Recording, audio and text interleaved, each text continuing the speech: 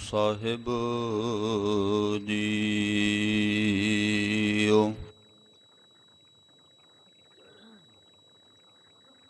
ਸ਼੍ਰੀ ਨਾਨਕ ਪਾਦ ਪੰਕਜ ਬੰਦਨ ਪਾਦ ਪੰਕਜ ਸਿਮਰੋ ਅੰਗਦ ਦੋਖ ਨੇ ਅਮਰਦਾਸ ਗੁਰਦ ਨਿਤ ਧਿਆਵੋਂ ਜੀ ਹਿਰਦੈ ਨਿਤ ਰਾਮਦਾਸ ਗੁਣ ਗਾਵੋਂ ਸ੍ਰੀ ਅਰਜਨ ਬਿਗਨਨ ਕੇ ਨਾਸਕ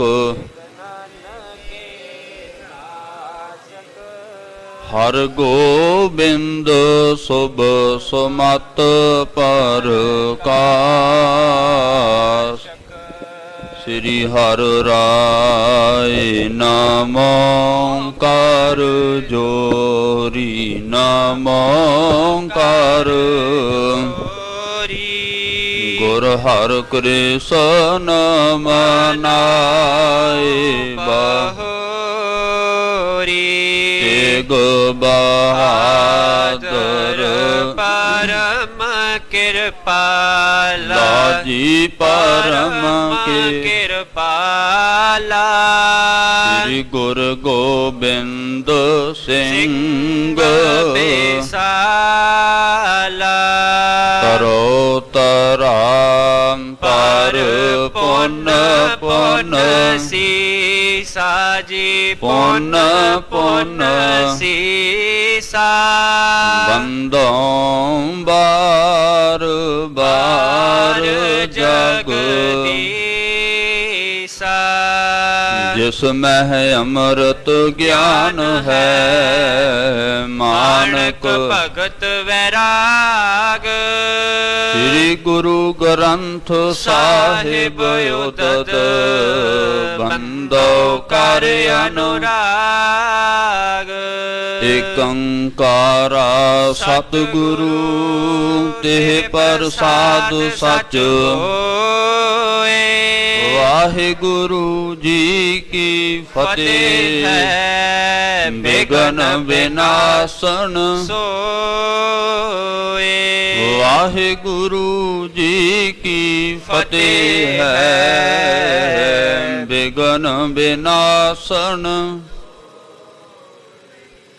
ਸਤਨਾਮ ਸ੍ਰੀ ਵਾਹਿਗੁਰੂ ਸਾਹਿਬ ਜੀ। ਦੋਹਰਾ ਪੂਰਨ ਸ਼੍ਰੀ ਸਤਿਗੁਰ ਤੁਹੀ ਦੀਜੈ ਨਿਜ ਉਪਦੇਸ਼। ਗਹੀ ਚਰਨ ਕੀ ਸ਼ਰਨ ਮੈਂ ਸਿੱਖ ਕਰੋ ਜਗਤੇਸ਼। ਵਾਹਿਗੁਰੂ ਜੀ ਕਾ ਖਾਲਸਾ ਵਾਹਿਗੁਰੂ ਜੀ ਕੀ ਫਤਿਹ। ਪਰਮ ਸਤਿਕਾਰਯੋਗ ਸੱਚੀ ਨਿਵਾਜੀ ਗੁਰੂ ਸਵਰੂਪ ਗੁਰੂ ਕਾ ਖਾਸ ਰੂਪ ਗੁਰੂ ਖਾਲਸਾ ਗੁਰ ਸੰਗਤ ਜੀ ਬਹੁਤ ਹੀ ਵੱਡਿਆਂ ਭਾਗਾਂ ਵਾਲੇ ਹਾਂ ਜੋ ਜੁਗੋ ਜੁਗ ਅਟਲ ਸਤਿਗੁਰੂ ਸ੍ਰੀ ਗੁਰੂ ਗ੍ਰੰਥ ਸਾਹਿਬ ਜੀ ਮਹਾਰਾਜ ਤਿਨਾਂ ਦੀ ਪਾਵਨ ਪਵਿੱਤਰ ਹਜ਼ੂਰੀ ਦੇ ਅੰਦਰ ਜੁੜ ਬੈਠ ਕੇ ਬਾਬਾਣੀਆਂ ਕਹਾਣੀਆਂ ਕਥਾ ਵਿਚਾਰਾ ਆਪ ਜੀ ਬਹੁਤ ਹੀ ਭਾਵਨਾ ਦੇ ਨਾਲ ਹਰ ਰੋਜ਼ ਦੀ ਤਰ੍ਹਾਂ ਸ਼ਰਵਣ ਕਰਦੇ ਆ ਰਹੇ ਹੋ। ਪਿਛਲੇ ਦੀਵਾਨਾਂ ਦੇ ਵਿੱਚ ਆਪ ਜੀ ਨੇ ਬਹੁਤ ਹੀ ਸਤਿਕਾਰਯੋਗ ਗਿਆਨੀ ਜਨਾਂ ਪਾਸੋਂ ਗੁਰ ਇਤਿਹਾਸ ਸ਼ਰਵਣ ਕੀਤਾ ਸੀ। ਜਿਵੇਂ ਧੰਨ ਗੁਰੂ ਨਾਨਕ ਦੇਵ ਸੱਚੇ ਪਾਤਸ਼ਾਹ ਮਹਾਰਾਜ ਦੇਸਾਂ ਪ੍ਰਦੇਸਾਂ ਦੇ ਵਿੱਚ ਵਿਚਰਦਿਆਂ ਹੋਇਆਂ ਗਰੀਬ ਨਵਾਜ ਧੰਨ ਗੁਰੂ ਨਾਨਕ ਦੇਵ ਮਹਾਰਾਜ ਜੰਮੂ ਇਲਾਕੇ ਦੇ ਵਿੱਚ ਪਹੁੰਚੇ ਇੱਥੋਂ ਦਾ ਇਤਿਹਾਸ ਸਾਰਾ ਆਪ ਜੀ ਨੇ ਸ਼੍ਰਵਣ ਕੀਤਾ ਸੀ। ਜਿਸ ਤਰ੍ਹਾਂ ਜਾਮਾਵੰਤੀ ਸੀ, ਜਾਮਾਵੰਤੀ ਤੋਂ ਜੰਮੂ ਸ਼ਹਿਰ ਪਿਆ ਬੜਾ ਪ੍ਰਸਿੱਧ ਹੈ। ਧੰਨ ਗੁਰੂ ਨਾਨਕ ਦੇਵ ਮਹਾਰਾਜ ਜੀ ਦੇ ਕੋਲ ਜਿਸ ਤਰ੍ਹਾਂ ਭਾਈ ਮਰਦਾਨਾ ਜੀ ਤੇ ਭਾਈ ਬਾਲਾ ਜੀ ਗੁਰੂ ਅੰਗਦ ਦੇਵ ਮਹਾਰਾਜ ਜੀ ਨੂੰ ਇਤਿਹਾਸ ਸੁਣਾ ਰਹੇ ਹੈ। ਜਿਹੜੇ ਆਸ਼ਰਮਾਂ ਦੇ ਬਾਰੇ ਆਪ ਜੀ ਨੇ ਕਥਾ ਸ਼੍ਰਵਣ ਕੀਤੀ ਸੀ, ਗਰੀਬ ਨਿਵਾਸ ਸੱਚੇ ਪਾਤਸ਼ਾਹ ਮਹਾਰਾਜ ਜੀ ਦਾ ਇਤਿਹਾਸ, ਜੋ ਜੰਮੂ ਦੇ ਇਲਾਕੇ ਦਾ ਰਾਜਾ, ਇਹਨੂੰ ਖਬਰ ਗੁਰੂ ਨਾਨਕ ਦੇਵ ਮਹਾਰਾਜ ਜੀ ਦੇ ਆਉਣ ਦੀ ਪੁੱਜਦੀ ਹੈ। ਗੁਰੂ ਨਾਨਕ ਦੇਵ ਮਹਾਰਾਜ ਜੀ ਦੇ ਕੋਲ ਆਉਂਦਾ ਹੈ। ਜਿੱਥੇ ਆਪਾਂ ਇਤਿਹਾਸ ਸ਼੍ਰਵਣ ਕਰਨਾ ਹੈ, ਉੱਥੇ ਅੱਜ ਸ੍ਰੀ ਗੁਰੂ ਹਰਿਰਾਏ ਸਾਹਿਬ ਮਹਾਰਾਜ ਤਿਨਾਂ ਦਾ ਗੁਰਤਾ ਗੱਦੀ ਦਿਵਸ ਵੀ ਹੈ। ਵਿਚਾਰ ਕਰਨ ਤੋਂ ਪਹਿਲਾਂ ਆਪ ਸੰਗਤ ਨੂੰ ਸ੍ਰੀ ਗੁਰੂ ਹਰਿਰਾਏ ਸਾਹਿਬ ਮਹਾਰਾਜ ਜੀ ਦੇ ਗੁਰਤਾ ਗੱਦੀ ਦਿਵਸ ਦੀਆਂ ਬਹੁਤ ਬਹੁਤ ਮੁਬਾਰਕਾਂ, ਬਹੁਤ ਬਹੁਤ ਵਧਾਈਆਂ। ਸ੍ਰੀ ਕੀਰਤਪੁਰ ਸਾਹਿਬ ਦੇ ਵਿੱਚ ਇਹ ਅਸਥਾਨ ਬਾਬਾ ਗੁਰਦਿੱਤਾ ਜੀ ਨੇ ਵਰਸਾਇਆ ਸੀ। ਇੱਥੇ ਹੀ ਗੁਰਤਾ ਗੱਦੀ ਸ੍ਰੀ ਗੁਰੂ ਹਰਿਰਾਏ ਸਾਹਿਬ ਮਹਾਰਾਜ ਜੀ ਨੂੰ ਮਿਲਦੀ ਹੈ। ਇੱਥੇ ਇਸ ਸਥਾਨ ਤੇ ਹੀ ਮਹਾਰਾਜ ਜੀ ਦਾ ਅਵਤਾਰ ਹੁੰਦਾ ਹੈ। ਮੇਰੀ ਪੀਰੀ ਦੇ ਮਾਲਕ ਛੇਵੇਂ ਪਾਤਸ਼ਾਹ ਸ੍ਰੀ ਗੁਰੂ ਹਰਗੋਬਿੰਦ ਸਾਹਿਬ ਮਹਾਰਾਜ, ਤਿਨਾਂ ਦੇ 5 ਸੁਪੁੱਤਰ, ਉਹਨਾਂ ਦੇ ਵਿੱਚੋਂ ਵੱਡੇ ਸੁਪੁੱਤਰ ਬਾਬਾ ਗੁਰਦਿੱਤਾ ਜੀ ਦੇ ਗ੍ਰਹਿ ਦੇ ਵਿਖੇ ਸ੍ਰੀ ਗੁਰੂ ਹਰਿਰਾਏ ਮਹਾਰਾਜ ਜੀ ਦਾ ਅਵਤਾਰ ਹੁੰਦਾ ਹੈ। ਗੁਰਤਾ ਗੱਦੀ ਤੇ ਚੇਤ ਸੁਦੀ 10 ਨੂੰ ਮਹਾਰਾਜ ਬਿਕਰਮੀ 1701 ਈਸਵੀ 1606 ਦੇ ਵਿੱਚ ਵਿਰਾਜਮਾਨ ਹੁੰਦੇ ਹੈ। ਮੇਰੀ ਪੀਰੀ ਦੇ ਮਾਲਕ ਨੇ ਬਹੁਤ ਪਰਖਾ ਕੀਤੀਆਂ। ਜੋ ਪਰਖਣਾ ਕੀਤਾ ਮਹਾਰਾਜ ਜੀ ਨੂੰ, ਆਪ ਜੀ ਨੇ ਅੰਮ੍ਰਿਤ ਵੇਲੇ ਵੀ ਇਤਿਹਾਸ ਸ਼੍ਰਵਣ ਕੀਤਾ ਸੀ। ਇਸੇ ਤਰ੍ਹਾਂ ਗੁਰਤਾ ਗੱਦੀ ਤੋਂ ਬਾਅਦ ਸਤਿਗੁਰੂ ਜੀ ਨੇ ਧਰਮ ਦਾ ਪ੍ਰਚਾਰ ਕੀਤਾ। 2200 ਘੋੜ ਸਵਾਰ ਮਹਾਰਾਜ ਜੀ ਦੇ ਨਾਲ ਵਿਚਰਿਆ ਕਰਦੇ। ਗਰੀਬ ਨਵਾਜ ਜੀ ਨੇ ਬਾਣੀ ਜਿੱਥੇ ਪੜ੍ਹਨੀ ਸਿਖਾਈ, ਉੱਥੇ ਨਾਲ ਬਾਣੀ ਦਾ ਸਤਿਕਾਰ ਵੀ ਗੁਰੂ ਕੇ ਸਿੱਖਾਂ ਨੂੰ ਸਿਖਾਇਆ। ਆਪ ਜੀ ਬਹੁਤ ਵਾਰ ਮਹਾਤਮਾ ਜਨਾਂ ਤੋਂ, ਗਿਆਨੀ ਜਨਾਂ ਤੋਂ ਇਹ ਸਾਖੀ ਸ਼੍ਰਵਣ ਕਰਦੇ ਹੋ। 7ਵੇਂ ਪਾਤਸ਼ਾਹ ਮਹਾਰਾਜ ਆਰਾਮ ਫਰਮਾ ਰਹੇ ਸਨ। ਕਾਬਲ ਦੀ ਧਰਤੀ ਤੋਂ ਸੰਗਤਾਂ ਆਈਆਂ। ਉਹ ਜਦੋਂ ਆਏ ਐ, ਆਉਂਦਿਆਂ ਸਾਰ ਗੁਰੂ ਕੇ ਸਿੱਖਾਂ ਦਾ ਇੱਕ ਨੇਮ ਸੀ, ਬਾਣੀ ਪੜ੍ਹਦੇ ਕੀਰਤਨ ਗਾ ਰਹੇ ਸਨ। ਗੁਰਸੰਗਤ ਜੀ ਜਦੋਂ ਕੰਨਾਂ ਦੇ ਵਿੱਚ ਮਹਾਰਾਜ ਦੇ ਆਵਾਜ਼ ਪੈਂਦੀ ਹੈ, ਆਰਾਮ ਫਰਮਾ ਰਹੇ, ਉਸੇ ਵਕਤ ਇੱਕੋ ਦਮ ਖੜੇ ਹੋ ਗਏ। ਜਦੋਂ ਕਾਹਲੀ ਦੇ ਨਾਲ ਖੜੇ ਹੁੰਦੇ ਐ, ਜਿਸ ਆਸਣ ਤੇ ਸਤਿਗੁਰੂ ਜੀ ਸਜੇ ਹੋਏ ਸੀ, ਉਹ ਮੰਜੇ ਦਾ ਪਾਵਾ ਗਰੀਬ ਨਿਵਾਸ ਸੱਚੇ ਪਾਤਸ਼ਾਹ ਮਹਾਰਾਜ ਜੀ ਦੇ ਗੋਡੇ ਦੇ ਨਾਲ ਲੱਗਦਾ ਹੈ। ਲੱਗਣ ਦੇ ਕਰਕੇ ਕੁਝ ਕੁ ਜ਼ਖਮ ਹੁੰਦਾ ਹੈ, ਖੂਨ ਸਿਮਦਾ ਹੈ, ਸੰਗਤਾਂ ਨੂੰ ਪਤਾ ਲੱਗਦਾ ਹੈ। ਪੁੱਛਿਆ ਮਹਾਰਾਜ, ਐਡੀ ਆਪ ਜੀ ਨੂੰ ਕਿਹੜੀ ਕਾਹਲੀ ਹੋ ਗਈ ਸੀ, ਇੱਕੋ ਦਮ ਤੁਸੀਂ ਮਹਾਰਾਜ ਉੱਠੇ ਹੋ, ਡਰ ਗਏ ਸੋ ਜਾਂ ਕੀ ਕਾਰਨ ਬਣਿਆ? ਮਹਾਰਾਜ ਨੇ ਕਾਰਨ ਦੱਸਿਆ ਕਿ ਨਹੀਂ ਭਾਈ, ਸੰਗਤਾਂ ਆ ਰਹੀਆਂ ਸੀ, ਬਾਣੀ ਗਾ ਰਹੀਆਂ ਸਨ। ਬਾਣੀ ਗਾਉਂਦੀ ਉਹ ਸਾਡੀ ਆਵਾਜ਼ ਕੰਨਾਂ ਦੇ ਵਿੱਚ ਪਈ ਹੈ। ਜੇ ਅਸੀਂ ਖੜੇ ਨਾ ਹੁੰਦੇ ਤਾਂ ਇਹ ਗੁਰਬਾਣੀ ਦਾ ਅਦਬ ਨਹੀਂ ਸੀ, ਗੁਰਬਾਣੀ ਦਾ ਸਤਿਕਾਰ ਨਹੀਂ ਸੀ। ਜੇ ਅਸੀਂ ਸਤਿਕਾਰ ਨਾ ਕੀਤਾ, ਆਉਣ ਵਾਲੀ ਸਿੱਖ ਸੰਗਤ ਨੇ ਸਤਿਕਾਰ ਨਹੀਂ ਕਰਨਾ। ਪਾਵਨ ਮੁਖਾਰਬਿੰਦ ਤੋਂ ਸਤਿਗੁਰੂ ਜੀ ਨੇ ਬਚਨ ਕਹੇ ਸਨ, ਜਿਨ ਪੈ ਬਾਣੀ ਅਦਬ ਨਾ ਧਾਰਾ, ਜਾਣੋ ਸੋ ਸਿੱਖ ਨਹੀਂ ਹਮਾਰਾ। ਜਿੱਥੇ ਸਾਨੂੰ ਬਾਣੀ ਦਾ ਅਦਬ ਕਰਨਾ ਸਿਖਾਇਆ, ਉੱਥੇ ਮਹਾਰਾਜ ਜੀ ਨੇ ਜਗ੍ਹਾ ਜਗ੍ਹਾ ਤੇ ਦਵਾਖਾਨੇ ਵੀ ਖੋਲ੍ਹੇ ਹੋਏ ਸਨ। ਦਾਰਾ ਸਕੋ ਸ੍ਰੀ ਗੁਰੂ ਹਰਿਰਾਏ ਸਾਹਿਬ ਮਹਾਰਾਜ ਜੀ ਦੇ ਦਵਾਖਾਨੇ ਤੋਂ ਹੀ ਠੀਕ ਹੋਇਆ ਸੀ। ਸੰਸਾਰ ਦੇ ਅੰਦਰ ਭਰਾਵਾਂ ਭਰਾਵਾਂ ਦਾ ਪਿਆਰ ਆਪਾਂ ਆਮ ਦੇਖਦੇ ਹਾਂ। ਸ਼ਾਹਜਹਾਨ ਦੇ ਪੁੱਤਰ ਦਾਰਾ ਸਕੋ ਅਤੇ ਔਰੰਗਜ਼ੇਬ, ਜਿਹੜਾ ਬੜਾ ਹੀ ਉਪਦਰਵ ਕਰਨ ਵਾਲਾ ਬੜਾ ਪਾਪੀ ਸੀ, ਇਹਨੇ ਆਪਣੇ ਭਰਾ ਦੇ ਨਾਲ ਹੀ ਐਸਾ ਕਰਮ ਕੀਤਾ। ਸ਼ੇਰ ਦਾ ਵਾਲ ਆਪਣੇ ਭਰਾ ਨੂੰ ਖਵਾਇਆ, ਦਾਰਾ ਸਕੋ ਨੂੰ। ਦੁਨੀਆ ਦੇ ਵੈਦ ਬੁਲਾਏ ਗਏ ਪਰ ਕਿਸੇ ਤੋਂ ਉਹ ਠੀਕ ਨਹੀਂ ਹੋਇਆ। ਦਿਨੋਂ ਦਿਨ ਕਮਜ਼ੋਰ ਹੁੰਦਾ ਗਿਆ। ਕਿਸੇ ਵੈਦ ਨੇ ਆ ਕੇ, ਗੁਰਮੁਖ ਨੇ ਆ ਕੇ ਦੱਸਿਆ ਕਿ ਸਿੱਖਾਂ ਦੇ ਗੁਰੂ 7ਵੇਂ ਪਾਤਸ਼ਾਹ ਸ੍ਰੀ ਗੁਰੂ ਹਰਿਰਾਏ ਸਾਹਿਬ ਮਹਾਰਾਜ ਹੈ, ਉਹਨਾਂ ਦੇ ਦਰ ਤੇ ਦਵਾਖਾਨਾ ਖੋਲ੍ਹਿਆ ਹੋਇਆ, ਤੁਸੀਂ ਉੱਥੇ ਚਲੇ ਜਾਓ, ਤੁਹਾਡਾ ਪੁੱਤਰ ਠੀਕ ਹੋਏਗਾ। ਉਧਰੋਂ ਸ਼ਾਹਜਹਾਨ ਕਹਿੰਦਾ ਹੈ ਕਿ ਮੈਂ ਚਲਾ ਤਾਂ ਜਾਵਾਂਗਾ, ਮੈਂ ਉਹਨਾਂ ਦੇ ਦਰ ਦੇ ਨਾਲ ਬਹੁਤ ਪਾਪ ਕਮਾਇਆ ਹੈ। ਇਸੇ ਤਰ੍ਹਾਂ ਹੀ ਸਾਡਾ ਪਿਤਾ ਪਤਾਮਿਆਂ ਦਾ ਉਹਨਾਂ ਦੇ ਨਾਲ ਵੈਰ ਚੱਲਦਾ ਆਉਂਦਾ ਹੈ। ਬਾਬਰ ਕਿਆਂ ਤੇ ਬਾਬਿਆਂ ਕਿਆਂ ਬਾਬੇ ਕਾ, ਇਹ ਆਪ ਜੀ ਨੂੰ ਪਤਾ ਹੈ, ਦਿਨਾਂ ਦਿਨਾਂ ਤੋਂ ਵੈਰ ਵੱਧਦਾ ਹੀ ਜਾਂਦਾ ਹੈ। ਇਸੇ ਤਰ੍ਹਾਂ ਗੁਰਸੰਗਤ ਜੀ ਇੱਕ ਵਾਰੀ ਭਾਵਨਾ ਰੱਖ ਕੇ ਇਹਨੇ ਆਪਣੇ ਅਹਿਲਕਾਰ ਭੇਜੇ ਸ੍ਰੀ ਗੁਰੂ ਹਰਿਰਾਏ ਸਾਹਿਬ ਮਹਾਰਾਜ ਜੀ ਦੇ ਕੋਲ। ਬੇਨਤੀ ਕੀਤੀ, ਮਹਾਰਾਜ ਆਹ ਕਾਰਨ ਹੈ, ਦੱਸਿਆ ਸਾਰਾ। ਮਹਾਰਾਜ ਜੀ ਦੇ ਦਰ ਤੋਂ ਗੁਰਸੰਗਤ ਜੀ ਦਵਾ ਗਈ, ਜਿਸ ਦੇ ਵਿੱਚ ਹਰੜ ਸਨ, ਲੌਂਗ ਸਨ, ਹੋਰ ਕਈ ਦਵਾ ਪਾਈਆਂ ਗਈਆਂ ਸੀ। ਮਹਾਰਾਜ ਜੀ ਦੇ ਦਰ ਤੋਂ ਦਾਰਾ ਸਕੋ ਠੀਕ ਹੋਇਆ। ਇਸੇ ਤਰ੍ਹਾਂ ਹੀ ਬਹੁਤ ਗਰੀਬ ਨਿਵਾਸ ਸੱਚੇ ਪਾਤਸ਼ਾਹ ਮਹਾਰਾਜ ਜੀ ਨੇ ਪ੍ਰਚਾਰ ਕੀਤਾ ਸੀ, ਬਾਣੀ ਦਾ, ਬਾਣੇ ਦਾ ਪ੍ਰਚਾਰ ਕੀਤਾ। ਆਪ ਜੀ ਨੂੰ ਪਤਾ ਹੈ, ਮਾਲਵੇ ਇਲਾਕੇ ਦੇ ਵਿੱਚ ਜਿਸ ਵਕਤ ਸ੍ਰੀ ਗੁਰੂ ਹਰਿਰਾਏ ਸਾਹਿਬ ਮਹਾਰਾਜ ਆਏ, ਉਸੇ ਵਕਤ ਹੀ ਗਰੀਬ ਨਿਵਾਸ ਸੱਚੇ ਪਾਤਸ਼ਾਹ ਨੇ ਸੰਦਲੀ ਤੇ ਫੂਲ ਨੂੰ ਵੀ ਰਾਜ ਬਖਸ਼ਿਆ ਸੀ। ਦੇਖੋ ਕੈਸੇ ਦਾਨੀ ਸਨ ਸ੍ਰੀ ਗੁਰੂ ਹਰਿਰਾਏ ਸਾਹਿਬ ਮਹਾਰਾਜ।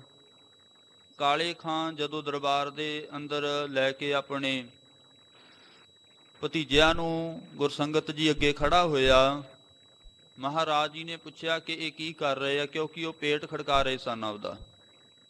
ਢਿੱਡ ਖੜਕਾਉਂਦਿਆਂ ਨੇ ਪੁੱਛਿਆ ਮਹਾਰਾਜ ਨੇ ਕੀ ਕਾਰਨ ਹੈ, ਦੱਸਿਆ ਮਹਾਰਾਜ ਭੁੱਖੇ ਹੈ। ਸਾਰਾ ਕਾਰਨ ਦੱਸ ਦਿੱਤਾ ਕਿ ਇਹਨਾਂ ਦੇ ਮਾਤਾ ਪਿਤਾ ਚੜ੍ਹਾਈ ਕਰ ਗਏ। ਗਰੀਬ ਨਵਾਜ ਜੀ ਨੇ ਸੁਤੇ ਸਿੱਧ ਬਚਨ ਕੀਤਾ ਕਿ ਇਹ ਭਾਈ ਭੁੱਖੇ ਨਹੀਂ, ਇਹ ਤਾਂ ਰਜਾਉਣ ਵਾਲੇ ਹੈ। ਪਟਿਆਲੇ ਦਾ ਰਾਜ, ਜੀਂਦ ਦਾ ਰਾਜ ਗਰੀਬ ਨਿਵਾਸ ਸੱਚੇ ਪਾਤਸ਼ਾਹ ਸ੍ਰੀ ਗੁਰੂ ਹਰਿਰਾਏ ਸਾਹਿਬ ਮਹਾਰਾਜ ਜੀ ਨੇ ਬਖਸ਼ਿਆ ਸੀ। ਗੁਰਸੰਗਤ ਜੀ ਐਸੇ ਦੀਨ ਦਿਆਲ ਸਤਿਗੁਰੂ ਸ੍ਰੀ ਗੁਰੂ ਹਰਿਰਾਏ ਸਾਹਿਬ ਮਹਾਰਾਜ ਜੀ ਅੱਜ ਗੁਰਤਾ ਗੱਦੀ ਤੇ ਬਿਰਾਜਮਾਨ ਹੋਏ ਸਨ। ਮੇਰੀ ਪੀਰੀ ਦੇ ਮਾਲਕ ਸ੍ਰੀ ਗੁਰੂ ਹਰਗੋਬਿੰਦ ਸਾਹਿਬ ਮਹਾਰਾਜ ਨੇ 7 ਦਿਨ ਪਹਿਲਾਂ ਸੱਚਖੰਡ ਜਾਣ ਤੋਂ ਆਪ ਜੀ ਨੂੰ ਗੁਰਤਾ ਗੱਦੀ ਬਖਸ਼ ਦਿੱਤੀ ਸੀ। ਆਓ ਹੁਣ ਜਿਵੇਂ ਜੰਮੂ ਦਾ ਰਾਜਾ ਸ੍ਰੀ ਗੁਰੂ ਨਾਨਕ ਦੇਵ ਮਹਾਰਾਜ ਜੀ ਦੇ ਕੋਲੇ ਆਉਂਦਾ ਹੈ, ਆ ਕੇ ਫਰਿਆਦ ਕਰਦਾ ਹੈ, ਜਿਵੇਂ ਗਰੀਬ ਨਿਵਾਸ ਸੱਚੇ ਪਾਤਸ਼ਾਹ ਧਰਮ ਦਾ ਮਾਰਗ ਇਸ ਰਾਜੇ ਨੂੰ ਦੱਸਦੇ ਹੈ, ਬਖਸ਼ਦੇ ਹੈ। ਆਪਾਂ ਵੀ ਮਨ ਬਿਰਤੀਆਂ ਇਕਾਗਰ ਕਰਕੇ ਪਾਵਨ ਕਥਾ ਵਿਚਾਰ ਸ਼ਰਵਣ ਕਰੀਏ। ਰਸਨਾ ਦੇ ਤਾਈਂ ਕਰੋ ਪਵਿੱਤਰ, ਇੱਕ ਵਾਰੀ ਸਭ ਸੰਗਤ ਪ੍ਰੇਮ ਦੇ ਨਾਲ ਆਖੋ ਜੀ ਸਤਨਾਮ ਸ੍ਰੀ ਵਾਹਿਗੁਰੂ ਸਾਹਿਬ ਜੀ। ਸਤਨਾਮ ਸ੍ਰੀ ਵਾਹਿਗੁਰੂ ਸਾਹਿਬ। ਦੋਹਰਾ ਪੂਰਨ ਸ਼੍ਰੀ ਸਤਿਗੁਰ ਤੁਹੀ ਦੀਜੈ ਨਿਜ ਉਪਦੇਸ਼। ਧੰਨ ਗੁਰੂ ਨਾਨਕ ਦੇਵ ਸੱਚੇ ਪਾਤਸ਼ਾਹ ਮਹਾਰਾਜ ਜੀ ਦੇ ਕੋਲ ਜਦੋਂ ਇਹ ਰਾਜਾ ਆਇਆ ਹੈ, ਆ ਕੇ ਗਰੀਬ ਨਿਵਾਸ ਸੱਚੇ ਪਾਤਸ਼ਾਹ ਮਹਾਰਾਜ ਜੀ ਨੂੰ ਆਖਣ ਲੱਗਾ, ਸਤਿਗੁਰੂ ਜੀ ਕਿਰਪਾ ਕਰੋ, ਤੁਸੀਂ ਪੂਰਨ ਹੋ, ਮੈਨੂੰ ਆਪਣਾ ਨਿਜ ਉਪਦੇਸ਼ ਦਿਓ। ਗਹੀ ਚਰਨ ਕੀ ਸ਼ਰਨ ਮੈਂ, ਸਿੱਖ ਕਰੋ ਜਗਤੇਸ਼। ਜਗਤ ਦੇ ਮਾਲਕ ਸਤਿਗੁਰੂ ਜੀ ਕਿਰਪਾ ਕਰੋ ਮਹਾਰਾਜ, ਮੈਂ ਆਪ ਜੀ ਦੀ ਚਰਨ ਸ਼ਰਨ ਦੇ ਅੰਦਰ ਚੱਲ ਕੇ ਆਇਆ ਹਾਂ, ਮੈਨੂੰ ਆਪਣੀ ਚਰਨ ਸ਼ਰਨ ਦੇ ਵਿੱਚ ਰੱਖੋ, ਆਪਣਾ ਉਪਦੇਸ਼ ਬਖਸ਼ਿਸ਼ ਕਰੋ। ਚੌਪਈ ਸੁਨਤ ਬਿਨੈ ਕਰ ਦਇਆ ਕਿਰਪਾਲਾ। ਜਦੋਂ ਰਾਜੇ ਨੇ ਆ ਕੇ ਬੇਨਤੀ ਕੀਤੀ ਕਿਰਪਾਲੂ, ਸਤਿਗੁਰੂ ਜੀ ਨੇ ਇਸ ਦੀਆਂ ਬੇਨਤੀਆਂ ਗੁਰਸੰਗਤ ਜੀ ਸੁਣੀਆਂ ਹਨ। ਸੁਖ ਨਿਧ ਬੋਲੇ ਬਚਨ ਰਸਾਲਾ। ਸੁਖਾਂ ਦੇ ਖਜ਼ਾਨੇ ਗੁਰੂ ਨਾਨਕ ਦੇਵ ਸੱਚੇ ਪਾਤਸ਼ਾਹ ਮਹਾਰਾਜ ਆਪਣੇ ਮੁਖਾਰ ਬਿੰਦ ਤੋਂ ਵਚਨ ਬੋਲੇ। ਕੀਜੈ ਸਦਾ ਧਰਮ ਕੋ ਨਿਆਉ। ਮਹਾਰਾਜ ਕਹਿਣ ਲੱਗੇ, ਰਾਜਨ ਜੀ ਹਮੇਸ਼ਾ ਧਰਮ ਦਾ ਨਿਆਂ ਕਰੋ। ਗੁਰਸੰਗਤ ਜੀ ਗੁਰੂ ਨਾਨਕ ਦੇਵ ਮਹਾਰਾਜ ਜਿੱਥੇ ਵੀ ਜਾਂਦੇ ਨਾਮਦਾਨ ਇਸ਼ਨਾਨ ਦ੍ਰਿੜ ਕਰਵਾਇਆ ਕਰਦੇ ਸਨ। ਜਿਵੇਂ ਆਪ ਜੀ ਨੇ ਗਿਆਨੀ ਜੀ ਤੋਂ ਸ਼ਰਵਣ ਕੀਤਾ ਸੀ ਨਾਮਦਾਨ ਤੇ ਇਸ਼ਨਾਨ, ਮੈਂ ਬੇਨਤੀ ਕਰਾਂ ਗੁਰੂ ਨਾਨਕ ਦੇਵ ਸੱਚੇ ਪਾਤਸ਼ਾਹ ਮਹਾਰਾਜ ਜਗ੍ਹਾ ਜਗ੍ਹਾ ਤੇ ਜਾ ਕੇ ਪ੍ਰਚਾਰ ਕੀਤਾ ਤੇ ਹਮੇਸ਼ਾ ਧਰਮ ਦੀ ਕਿਰਤ ਕਰਨ ਦੇ ਵਾਸਤੇ ਮਹਾਰਾਜ ਕਿਆ ਕਰਦੇ। ਇਸੇ ਕਰਕੇ ਜਿਹੜੇ ਸਾਡੇ ਦੁਸ਼ਮਣ ਹਨ ਉਹਨਾਂ ਨੂੰ ਇਹ ਗੱਲ ਚੰਗੀ ਨਹੀਂ ਲੱਗਦੀ ਅੱਜ ਵੀ, ਕਿਉਂਕਿ ਮਹਾਰਾਜਾ ਰਣਜੀਤ ਸਿੰਘ ਦਾ ਥੋੜੇ ਦਿਨਾਂ ਤੋਂ ਪਹਿਲਾਂ ਹੀ ਜਿਹੜਾ ਆਪਾਂ ਦਿਨ ਮਨਾ ਕੇ ਹਟੇ ਹਾਂ, ਸਾਡਾ ਜਿਹੜਾ ਰਾਜ ਸੀ ਖਤਮ ਹੋਇਆ। ਸਾਡੇ ਅੰਦਰ ਹੀ ਕਈ ਐਸੇ ਦੁਸ਼ਮਣ ਵੜ ਜਾਂਦੇ ਐ ਜਿਨ੍ਹਾਂ ਦੇ ਕਰਕੇ ਇਹ ਰਾਜ ਖਤਮ ਹੋਇਆ ਸੀ। ਅੱਜ ਵੀ ਉਹ ਬਹੁਤ ਕੁਝ ਹੋ ਰਿਹਾ ਹੈ। ਕਿੱਥੇ ਆਪਾਂ ਦੇਖਦੇ ਹਾਂ ਬੇਅਦਬੀਆਂ ਹੋ ਰਹੀਆਂ ਨੇ, ਸਾਡਾ ਰਾਜ ਖੋਇਆ ਜਾ ਰਿਹਾ ਹੈ। ਸਾਡੇ ਅੰਦਰ ਦੀ ਜਿਹੜੀ ਭਾਵਨਾ ਗੁਰੂ ਦੇ ਪ੍ਰਤੀ ਹੈ ਉਹ ਮਿਟਾਈ ਜਾ ਰਹੀ ਹੈ। ਉਹ ਭਾਵੇਂ ਅੰਦਰ ਸਾਡੇ ਕੋਈ ਐਸੇ ਇਤਿਹਾਸਕਾਰ ਛੱਡ ਦਿੱਤੇ, ਸਾਡੇ ਗ੍ਰੰਥਾਂ ਨੂੰ ਨਿੰਦਦੇ ਜਾ ਰਹੇ ਹੈ। ਇਹ ਗੱਲ ਅੱਜ ਵੀ ਚੰਗੀ ਨਹੀਂ ਲੱਗਦੀ। ਸਤਿਗੁਰੂ ਗੁਰੂ ਨਾਨਕ ਦੇਵ ਮਹਾਰਾਜ ਜੀ ਨੇ ਵੀ ਇਸ ਰਾਜੇ ਨੂੰ ਕਿਹਾ ਕਿ ਭਾਈ ਕਦੇ ਵੀ ਕਿਸੇ ਦੇ ਉੱਪਰ ਉਪਦਰਵ ਨਹੀਂ ਕਰਨਾ, ਧਰਮ ਦਾ ਪ੍ਰਚਾਰ ਕਰਨਾ ਹੈ, ਧਰਮ ਦਾ ਨਿਆਂ ਕਰਨਾ ਹੈ। ਗਰੀਬ ਨਿਵਾਸ ਸੱਚੇ ਪਾਤਸ਼ਾਹ ਮਹਾਰਾਜ ਆਖਣ ਲੱਗੇ ਕਿ ਰਾਜਨ ਜੀ ਜਦੋਂ ਵੀ ਤੁਹਾਡੇ ਕੋਲੇ ਰਾਜ ਹੈ, ਅੱਜ ਰਾਜ ਹੈ, ਕਦੇ ਕਿਸੇ ਦੇ ਨਾਲ ਉਪਦਰਵ ਨਹੀਂ ਕਰਨਾ।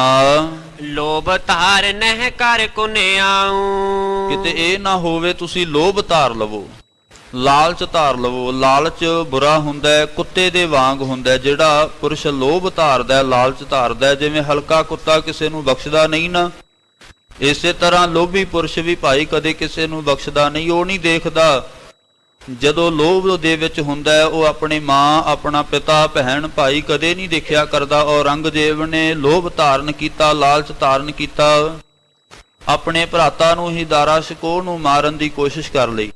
ਇਸ ਕਰਕੇ ਲੋਭ ਨਹੀਂ ਕਦੇ ਵੀ ਧਾਰਨਾ, ਉਪਦਰਵ ਨਹੀਂ ਕਿਸੇ ਦੇ ਨਾਲ ਕਰਨਾ। ਜਗਤ ਜਾਨੀਐ ਸੁਪਨ ਸਮਾਨਾ। ਇਹ ਜਿਹੜਾ ਜਗਤ ਹੈ ਭਾਈ ਸੁਪਨੇ ਦੇ ਸਮਾਨ ਜਾਣਨਾ। ਸਤ ਆਤਮਾ ਏਕ ਪਛਾਨਾ। ਬਾਕੀ ਜਿਹੜੀ ਆਤਮਾ ਹੈ ਉਹੀ ਸੱਤ ਹੈ।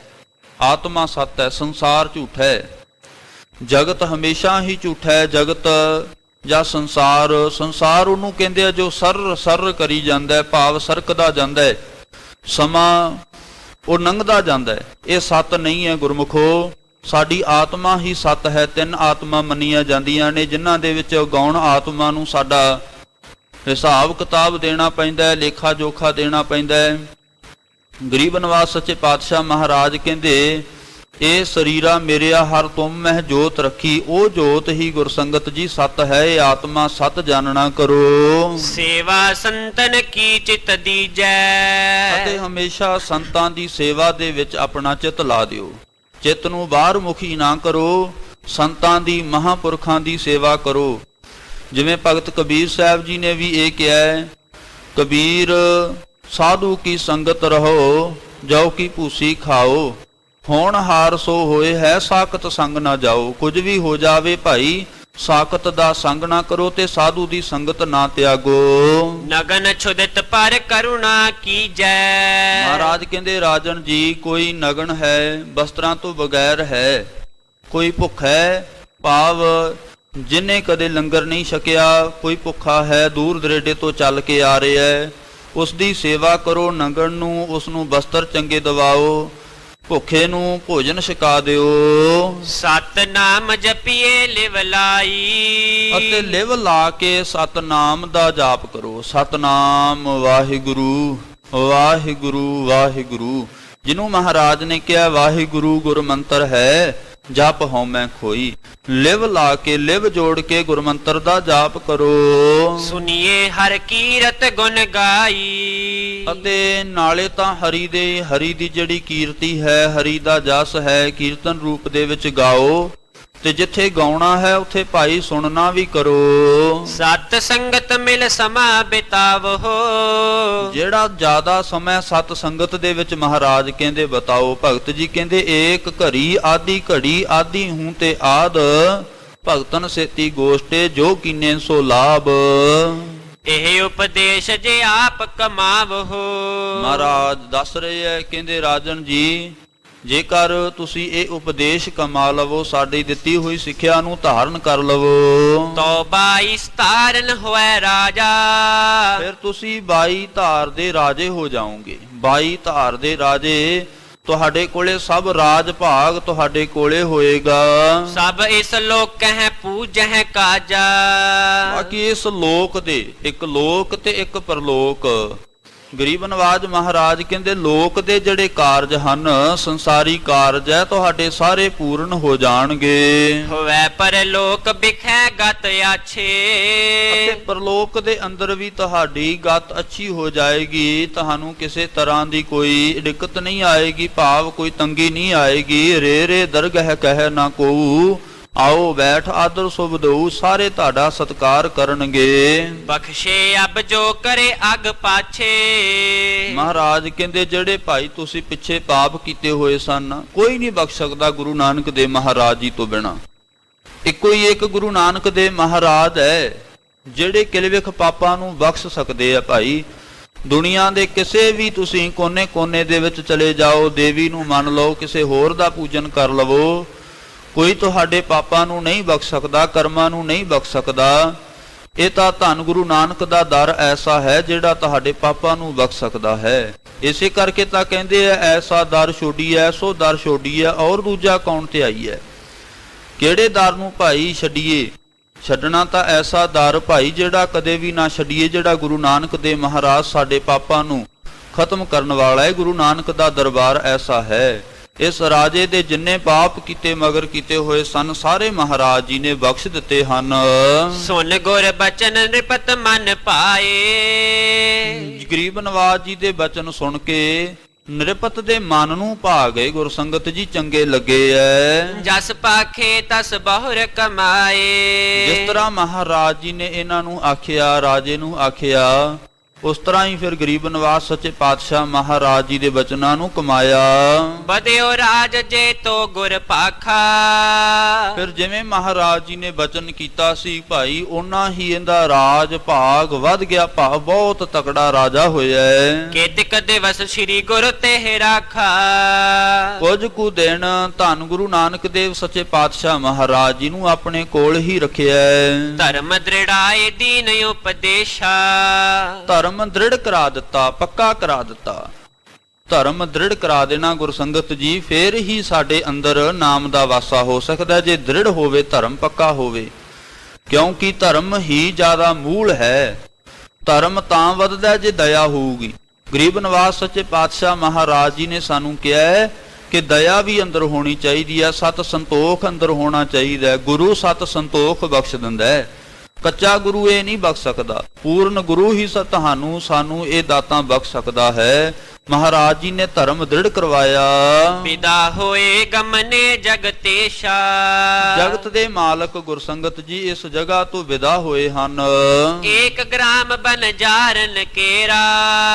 ਇੱਕ ਜੋ ਬਰਜਾਰਨ ਭਾਵ ਵਣਜਾਰਿਆਂ ਦਾ ਗ੍ਰਾਮ ਸੀ, ਗਰੀਬ ਨਵਾਜ ਸੱਚੇ ਪਾਤਸ਼ਾਹ ਮਹਾਰਾਜ ਉਧਰ ਨੂੰ ਚੱਲੇ ਐ। ਤਹਾਂ ਆਏ ਨਿਸਕੀਨ ਬਸੇਰਾ। ਉੱਥੇ ਆ ਕੇ ਗਰੀਬ ਨਵਾਜ ਸੱਚੇ ਪਾਤਸ਼ਾਹ ਨੇ ਬਾਰ-ਬਾਰ ਆਪਣਾ ਬਸੇਰਾ ਕਰ ਲਿਆ, ਆਸਣ ਲਾ ਲਿਆ। ਤਿਨ ਕੇ ਬਿਖੇ ਹੁਤੋ ਜੋ ਨਾਇਕ। ਉਹਨਾਂ ਦੇ ਵਿੱਚ ਇੱਕ ਨਾਇਕ ਸੀ। ਆਪਾਂ ਜਿਵੇਂ ਆਪਾਂ ਕਹਿ ਦਿੰਦੇ ਆ ਸਰਪੰਚ, ਜਾਂ ਸ਼੍ਰੋਮਣੀ ਸੀ, ਉਹਨਾਂ ਦਾ ਮੇਨ ਕੋਈ ਮਨੁੱਖ ਸੀ ਉਹਨਾਂ ਦਾ।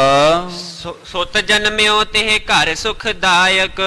ਅਤੇ ਉਸ ਦੇ ਘਰ ਦੇ ਅੰਦਰ ਗਰੀਬ ਨਿਵਾਸ ਸੱਚੇ ਪਾਤਸ਼ਾਹ ਮਹਾਰਾਜ ਗਏ ਹੋਏ ਐ। ਥੋੜੇ ਦਿਨ ਪਹਿਲਾਂ ਹੀ ਕੋਈ ਕਹਿੰਦੇ ਆ ਪੁੱਤਰ ਨੇ ਜਨਮ ਲਿਆ ਸੀ। ਤੇ ਸੰਤਤ ਪੂਰਬ ਨਹਿ ਕੋਈ। ਹੁਣ ਉਹਦੇ ਘਰ ਦੇ ਵਿੱਚ ਭਾਈ ਕੋਈ ਸੰਤਾਨ ਨਹੀਂ ਸੀ, ਕੋਈ ਪੁੱਤਰ ਨਹੀਂ ਸੀ। ਜਦੋਂ ਪੁੱਤਰ ਘਰ ਦੇ ਅੰਦਰ ਆਉਂਦਾ ਹੈ, ਕਈ ਵਾਰੀ ਸਮਾਂ ਲੰਘਦਾ ਹੈ, ਫਿਰ ਖੁਸ਼ੀ ਵੀ ਮਨ ਨੂੰ ਹੁੰਦੀ ਹੈ। ਘਰ ਦੇ ਅੰਦਰ ਇਹਨਾਂ ਦੇ ਪੁੱਤਰ ਨਹੀਂ ਸੀ, ਇਸ ਕਰਕੇ ਬਹੁਤ ਖੁਸ਼ੀ ਮਨਾ ਰਹੇ ਸਨ। ਤਾਂ ਦਿਨ ਅਧਿਕ ਬਧਾਈ ਹੋਈ। ਇਸ ਕਰਕੇ ਕਵੀ ਜੀ ਲਿਖਦੇ ਐ, ਗੁਰੂ ਅੰਗਦ ਦੇਵ ਸੱਚੇ ਪਾਤਸ਼ਾਹ ਮਹਾਰਾਜ ਜੀ ਨੂੰ ਭਾਈ ਬਾਲਾ ਜੀ ਜੋ ਕਥਾ ਸੁਣਾ ਰਹੇ ਐ, ਕਹਿੰਦੇ ਬਹੁਤ ਵਧਾਈਆਂ ਹੋਈਆਂ ਸੀ। ਲੋਕ ਆ ਕੇ ਇਹਨਾਂ ਨੂੰ ਵਧਾਈਆਂ ਦੇ ਰਹੇ ਸਨ।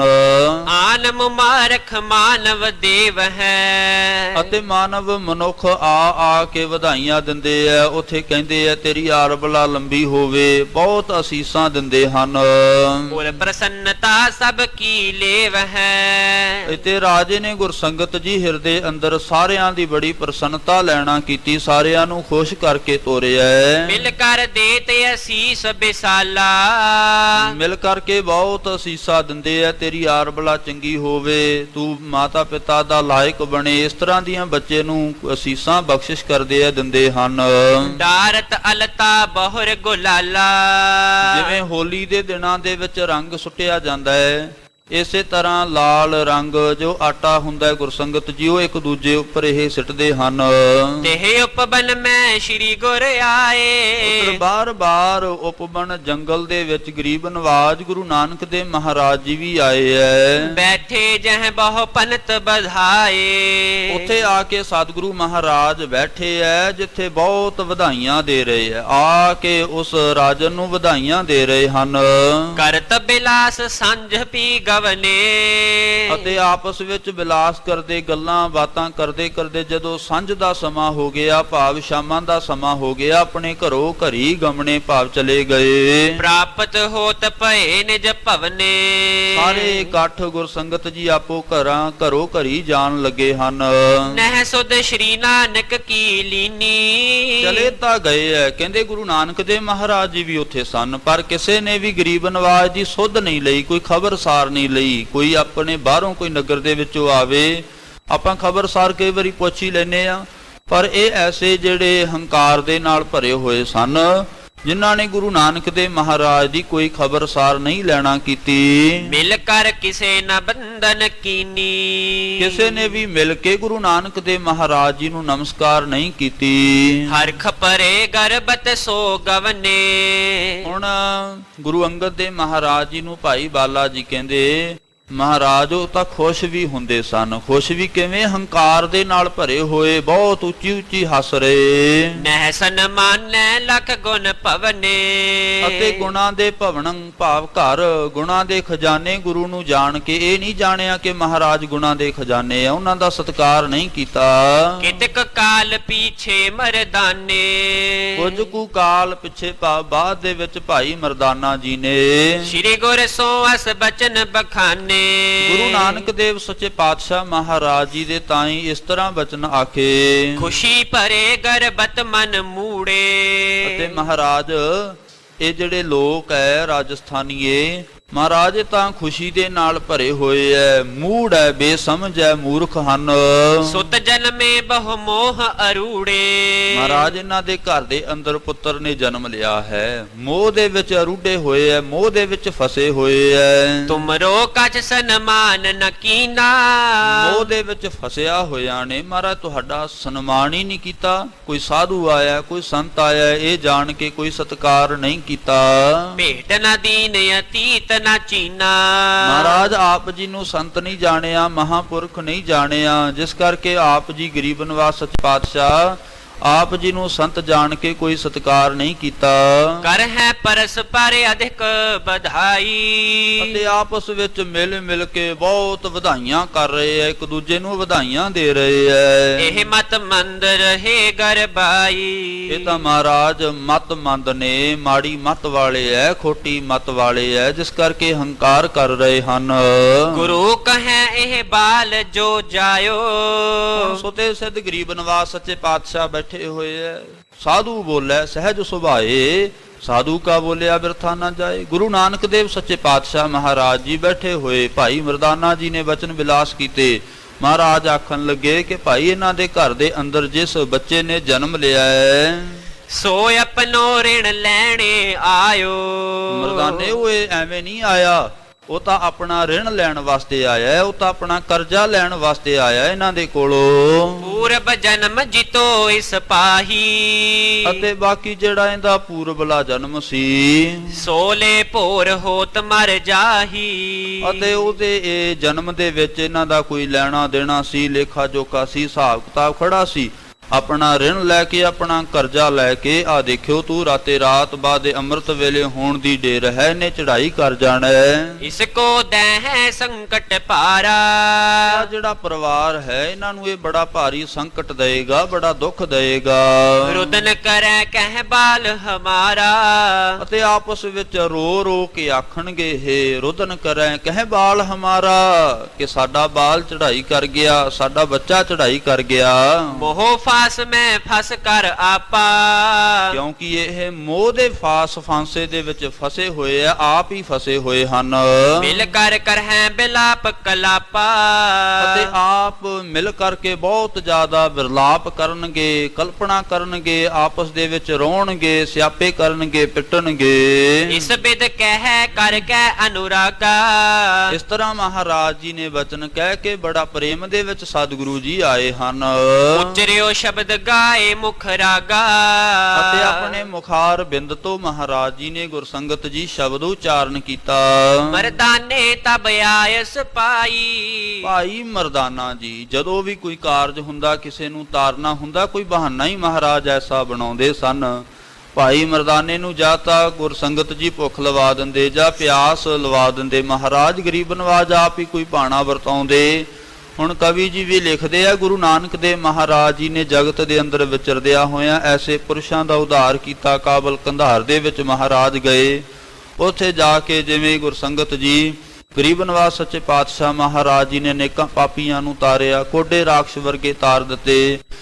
ਗਰੀਬ ਨਵਾਜ ਸੱਚੇ ਪਾਤਸ਼ਾਹ ਮਹਾਰਾਜ ਜੀ ਦਾ ਆਪਾਂ ਜਿਹੜੇ ਪਾਪੀਆਂ ਦਾ ਉਧਾਰ ਕੀਤਾ ਉਹਨਾਂ ਦੀ ਗਿਣਤੀ ਨਹੀਂ ਕਰ ਸਕਦੇ। ਤਾਰੇ ਗਣੇ ਜਾਤ ਹੈ, ਨਾ ਤਾਰੇ ਗਣੇ ਜਾਤ ਹੈ।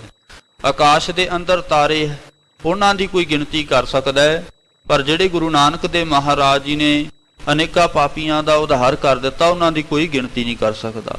ਭਾਈ ਮਰਦਾਨਾ ਜੀ ਗਰੀਬ ਨਵਾਜ ਸੱਚੇ ਪਾਤਸ਼ਾਹ ਮਹਾਰਾਜ ਜੀ ਦੇ ਕੋਲ ਸੁਭਾਏਮਾਨ ਹੈ। ਮਹਾਰਾਜ ਜੀ ਨੇ ਆਗਿਆ ਕੀਤੀ ਹੈ, ਲੈ ਰਬਾਬ ਸੁਰ ਤਾਰ ਬਜਾਈ। ਕਹਿਣ ਲੱਗੇ ਮਹਾਰਾਜ, ਭਾਈ ਮਰਦਾਨਾ ਜੀ ਰਬਾਬ ਲਓ ਅਤੇ ਤਾਲ ਨੂੰ ਸੁਰ ਕਰੋ। ਭਾਵ ਜਿਹੜੀ ਤਾਰ ਸੀ ਗੁਰਸੰਗਤ ਜੀ, ਹੁਣ ਰਬਾਬ ਦੀ ਜਿਵੇਂ ਤਬਲਾ ਸੁਰ ਕੀਤਾ ਜਾਂਦਾ ਹੈ, ਹਾਰਮੋਨੀਅਮ ਸੁਰ ਕੀਤਾ ਜਾਂਦਾ ਹੈ, ਇਸੇ ਤਰ੍ਹਾਂ ਹੀ ਰਬਾਬ ਦੀ ਜਿਹੜੀ ਤਾਰ ਹੈ ਉਹਨੂੰ ਸੁਰ ਕੀਤਾ ਜਾਂਦਾ ਹੈ। ਮਹਾਰਾਜ ਦੀ ਆਗਿਆ ਪਾ ਕੇ ਤਾਰ ਨੂੰ ਸੁਰ ਕੀਤਾ ਗਿਆ।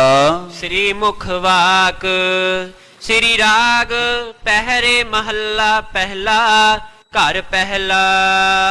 ਸ਼੍ਰੀ ਸੁਭਾਏਮਾਨ ਮੁਖ ਤੋਂ ਵਾਕ ਕਥਨ ਕਰਦੇ ਹੈ। ਸ਼੍ਰੀ ਮੁਖ ਵਾਕ, ਸ਼੍ਰੀ ਰਾਗ ਦੇ ਅੰਦਰ ਇਹ ਸ਼ਬਦ ਗੁਰੂ ਨਾਨਕ ਦੇਵ ਮਹਾਰਾਜ ਜੀ ਨੇ ਉਚਾਰਨ ਕੀਤਾ। ਪਹਿਰਿਆਂ ਦੇ ਵਿੱਚ ਉਚਾਰਨ ਕੀਤਾ। ਆਪ ਜੀ ਨੂੰ ਪਤਾ 4 ਪਹਿਰ ਹੁੰਦੇ ਹੈ।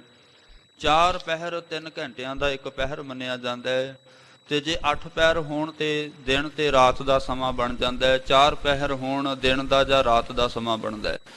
ਇਸੇ ਤਰ੍ਹਾਂ ਮਹਾਰਾਜ ਜੀ ਨੇ ਗੁਰਮੁਖਾਂ ਨੂੰ ਜਾਂ ਆਪਣੇ ਸਿੱਖਾਂ ਨੂੰ ਭਾਈ ਪਹਿਰ ਦੇ ਵਿੱਚ ਜੀਵਾਂ ਦਾ ਇਹ 4 ਪਹਿਰਾਂ ਦੇ ਵਿੱਚ ਸਾਨੂੰ ਉਪਦੇਸ਼ ਦਿੱਤਾ ਹੈ। ਸ਼੍ਰੀ ਰਾਗ ਪਹਿਰੇ ਮਹੱਲਾ ਨਾਮ ਸਰੂਪ ਦਾ ਹੁੰਦਾ। ਪਹਿਲੇ ਸਰੂਪ ਪਹਿਲੇ ਗੁਰੂ ਨਾਨਕ ਦੇਵ ਮਹਾਰਾਜ, ਘਰ ਪਹਿਲਾ, ਪਹਿਲੇ ਘਰ ਦੇ ਸੁਰਤਾਲ ਦੇ ਅੰਦਰ ਸ਼ਬਦ ਉਚਾਰਨ ਕਰਦੇ ਹੈ। ਗੁਰਬਾਣੀ ਦੇ ਅੰਦਰ ਸ਼੍ਰੀ ਗੁਰੂ ਗ੍ਰੰਥ ਸਾਹਿਬ ਸੱਚੇ ਪਾਤਸ਼ਾਹ ਮਹਾਰਾਜ ਜੀ ਦੇ ਅੰਦਰ ਇਸ ਜਗ੍ਹਾ ਤੇ ਵਸਤੂ ਨਿਰਦੇਸ਼ਕ ਮੰਗਲ ਵੀ ਆਇਆ, ਕਵੀ ਜੀ ਨੇ ਲਿਖਿਆ ਨਹੀਂ ਹੈ।